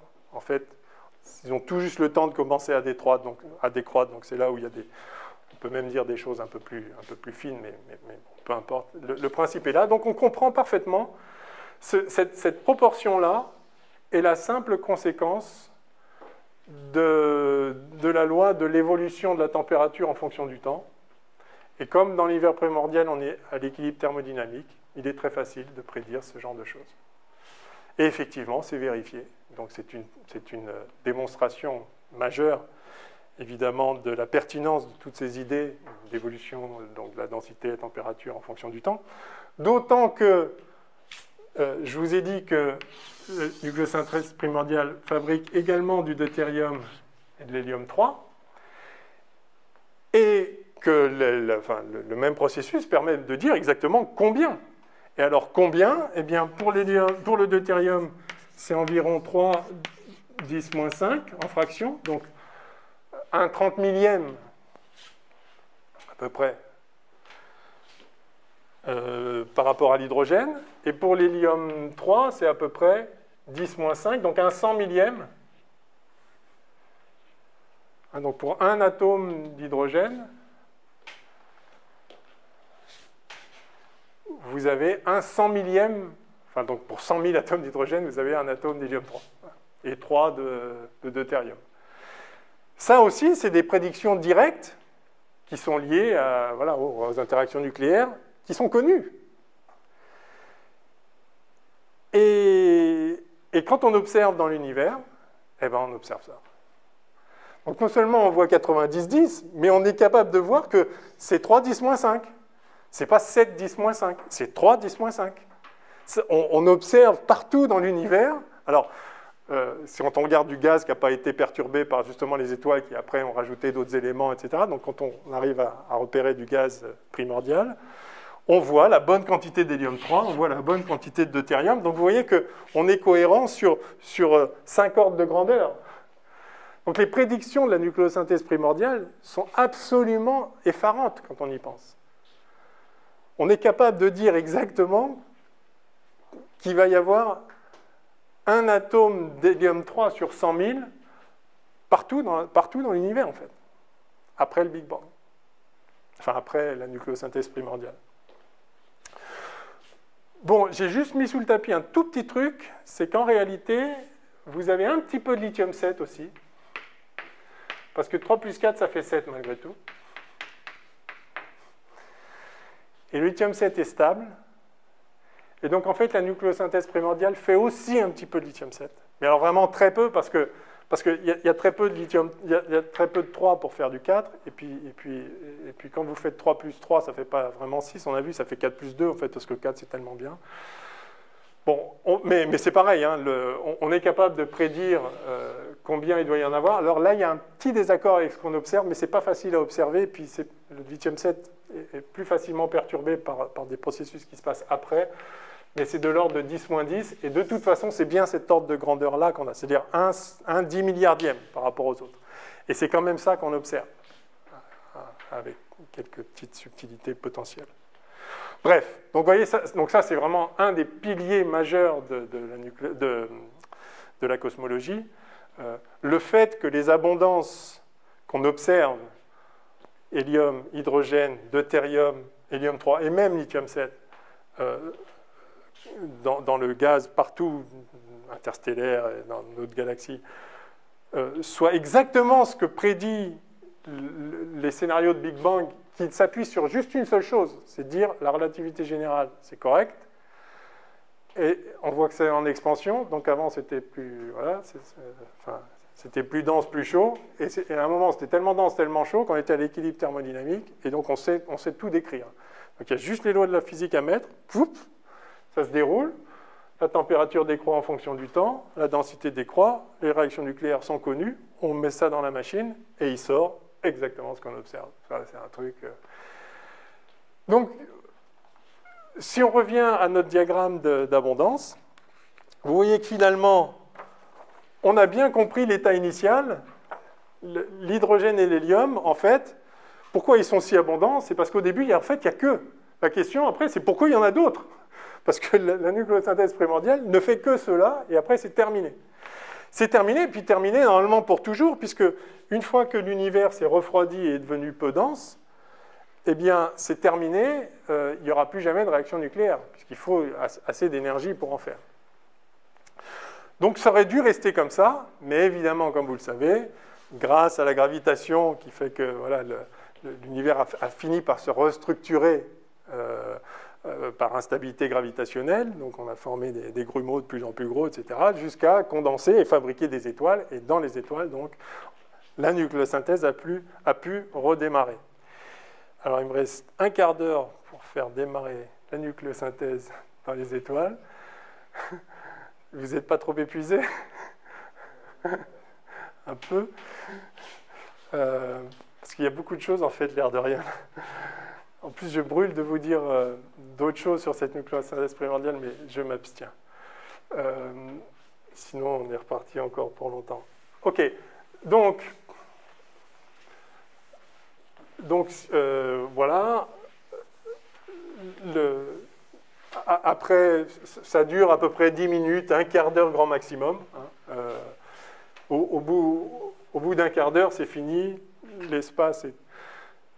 L'expansion de l'espace est telle que la température est devenue beaucoup trop faible pour faire la moindre réaction nucléaire. La densité de particules est beaucoup trop faible aussi. Les particules ne se rencontrent plus, c'est fini, ça y est, elles sont éloignées.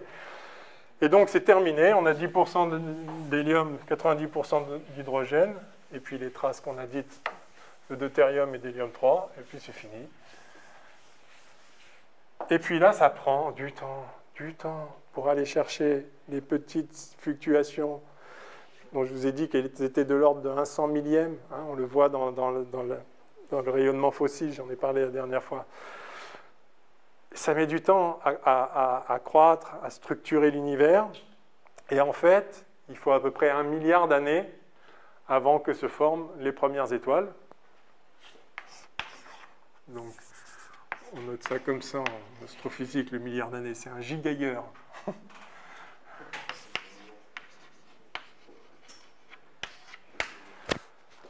Donc, à peu près 1 gigailleur, là, on commence à former les étoiles. Alors, donc, qu'est-ce qui se passe dans les étoiles? Donc, on a vu que, évidemment, on a vu que c'était les réactions nucléaires qui fournissaient l'énergie, mais alors comment ça se passe?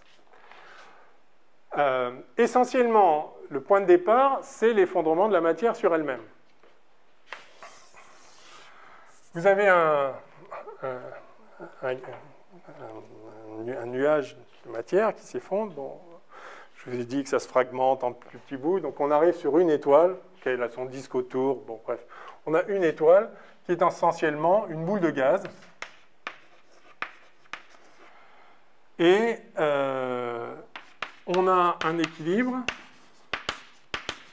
qui est d'abord un équilibre hydrostatique, pardon. En fait, si vous mettez du gaz comme ça,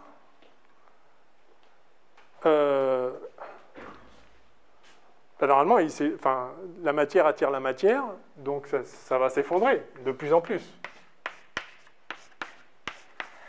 En s'effondrant, vous récupérez l'énergie potentielle gravitationnelle, donc vous récupérez de l'énergie, donc ça chauffe.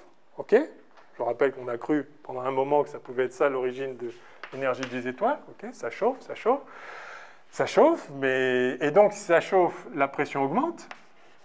Donc en fait, vous avez la température, la pression, la densité. Quand ça se condense, la densité augmente.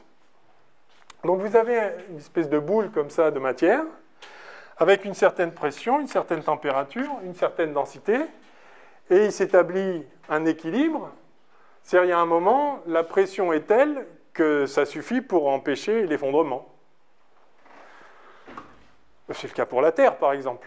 La Terre ne s'effondre pas sur elle-même parce que, voilà, nous, on repose sur de la roche qui repose sur un truc aussi qui la retient. Enfin, voilà, il y a une pression. Et au centre, il y a une très, très grande pression. Mais voilà, ça suffit pour tenir, pour éviter l'effondrement de toute la matière de la Terre sur elle-même.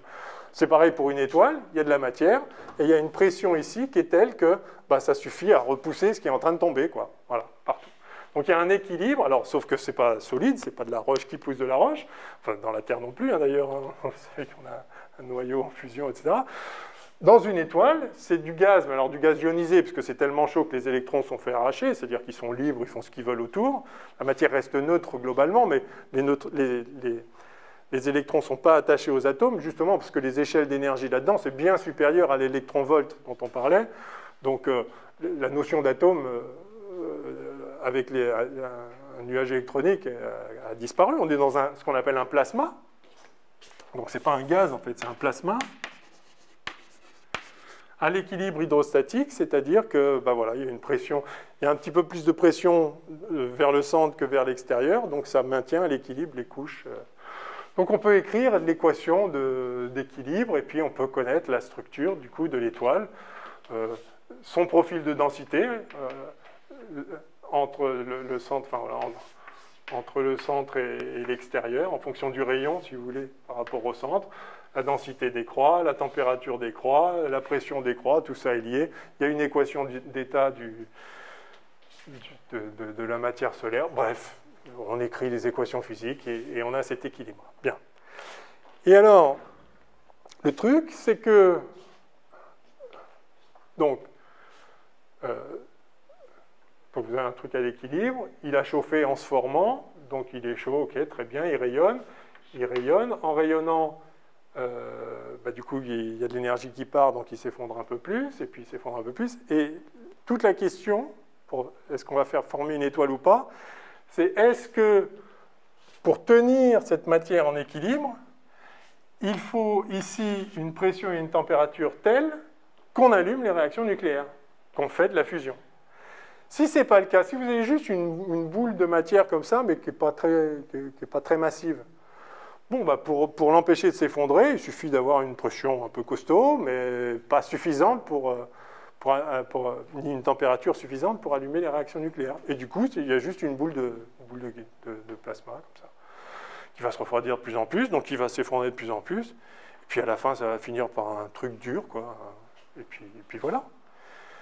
Mais si la masse, et donc ça ne fait pas d'étoile, ça, mais si la masse est telle que pour l'empêcher de s'effondrer, il faut faire monter la pression et la température et la densité tellement que les réactions nucléaires se produisent, eh bien elles se produisent, et c'est parti pour faire une étoile. Donc il faut une certaine masse minimale pour démarrer une étoile, qui est de l'ordre de, j'avais noté je crois précisément, parce que c'est pas un truc que je sais par cœur,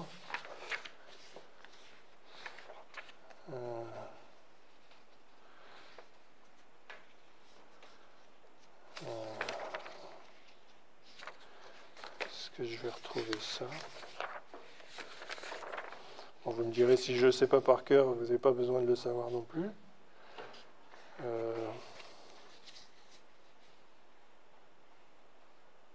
Bon, je sais pas, c'est entre 1/100e et 1/10e de la masse solaire, quoi. Je ne sais pas exactement combien. Je devrais, mais bon, bref.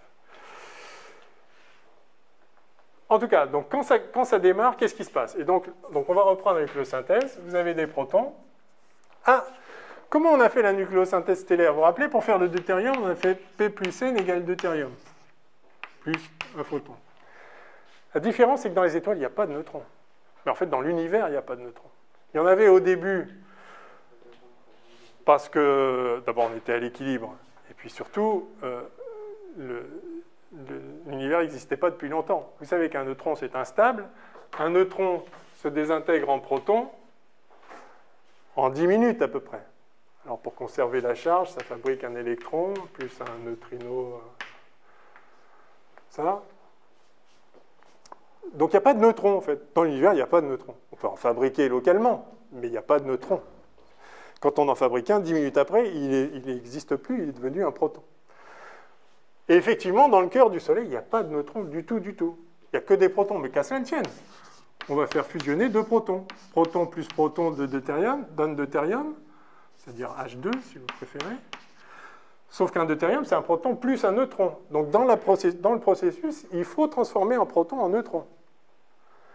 C'est-à-dire, on fait fusionner deux protons, mais il n'y a pas de noyau avec deux protons. Il y a un noyau avec un proton et un neutron. C'est le fameux deutérium. Donc en fait, il se produit ça pendant la collision, pendant la fusion des deux protons. Alors il se produit l'inverse. Il y a un proton qui devient un neutron en émettant un positon et un neutrino électronique. Donc c'est ça qui se produit. Donc en fait, ça donne ça, plus positon, plus neutrino électronique. Très bien. Une fois que vous avez les... Après, c'est pareil. Vous ajoutez un proton, il y en a plein partout. La température, la pression est grande, donc ça se fait facilement. Une fois que vous avez fait le deutérium, hop, c'est parti pour l'hélium 3. Et puis une fois que vous avez les hélium 3, comme dans la nucléosynthèse primordiale, vous en prenez 2, ça vous fait un hélium 4. Et il vous recrache 2 protons, parce que c'est bien plus stable, l'hélium 4 comme ça, que le lithium 6. Donc voilà. Donc vous voyez que le bilan, il a fallu faire... donc on a pris 2 protons pour faire un hélium, on a repris un proton pour faire un hélium 3, et puis donc là on a eu 3 protons pour faire un hélium 3, et puis après on en reprend un autre, donc en fait on avait 6 protons pour faire 2 hélium 3 qui ont fait un hélium 4, et qui ont recraché chacun 2 protons, donc on a fait, donc le bilan c'est 4 protons d'un hélium 4. Plus 2 positons, plus 2 ou 4 oui, donc plus 2 neutrinos électroniques. Bref. Okay. Plus de l'énergie. Combien? À peu près 27, je crois, 27.6, 27.4, je ne sais plus, je l'ai noté, je vais vous dire. Méga-électronvolts. Donc vous voyez qu'à chaque fois, hein, l'échelle d'énergie, c'est le méga-électronvolt, hein, c'est l'échelle d'énergie nucléaire. Hein. Ce que j'ai noté... 26,7, pardon. Ah bah oui. Voilà. Donc voilà ce qui se passe dans le cœur du Soleil. On fait fusionner des protons, donc de l'hydrogène, pour en faire de l'hélium. Et ça, bah, jusqu'à ce qu'il n'y ait plus d'hydrogène. Et après, qu'est-ce qui se passe? Alors, ouais, alors sauf que comment on fait des éléments plus lourds? Voilà, mais hélium 4 plus hélium 4, ça ferait du beryllium 8, mais ça en 10 puissance moins 17 secondes, ça redevient 2 hélium 4.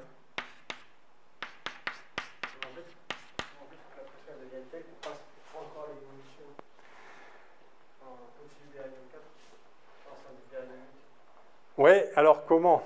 Parce que ça veut dire qu'il faut faire... En fait, le truc, c'est que vous avez rien d'autre, vous avez rien qui est plus que 4.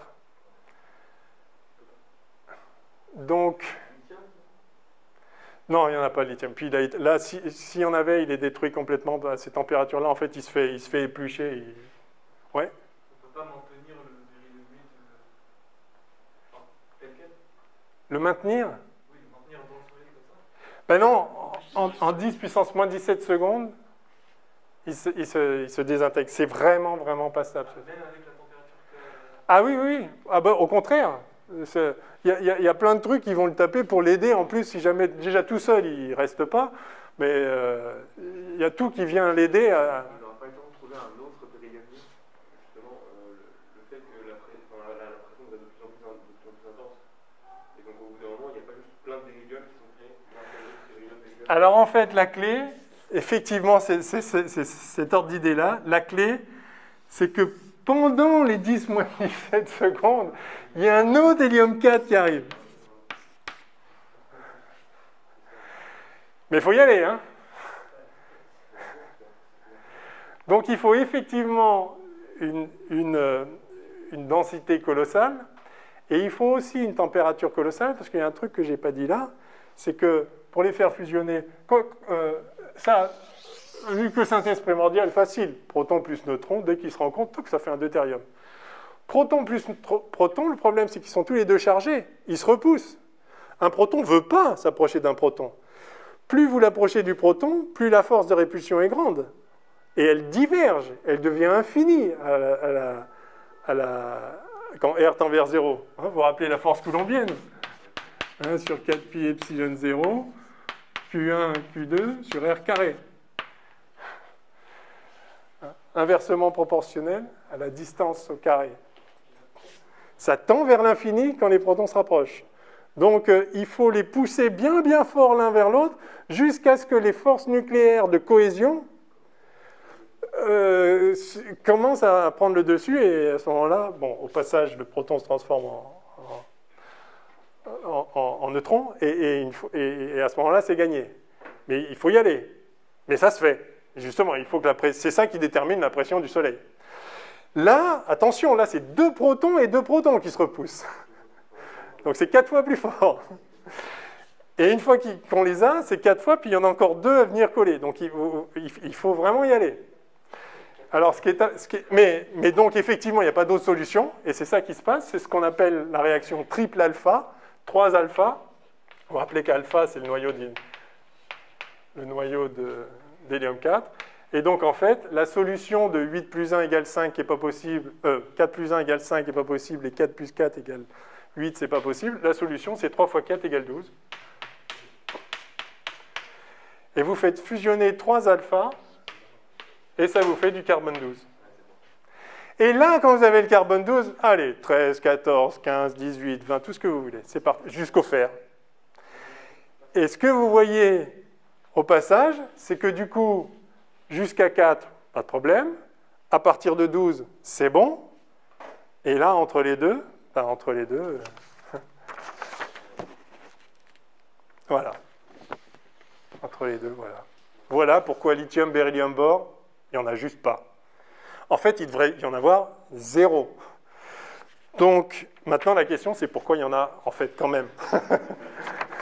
On est passé de comment ça se fait qu'il n'y en a pas 1 milliard de fois plus, et maintenant, mais pourquoi il y en a tout court, quoi? Et bien, suite au prochain épisode, parce que je pense qu'il est l'heure. Voilà. Mais ce qui est clair, c'est qu'ils ne sont pas fabriqués du tout comme les autres, ceux-là. Bon, allez. Je vous laisse méditer cette nucléosynthèse. Il y a 1000 autres choses à dire, mais bon. En tout cas, vous voyez qu'il se passe des choses dans l'univers. Donc, la semaine prochaine, c'est les vacances, c'est ça? Donc, on se revoit dans 15 jours. Super. Eh bien, à bientôt. Et bonnes vacances, alors.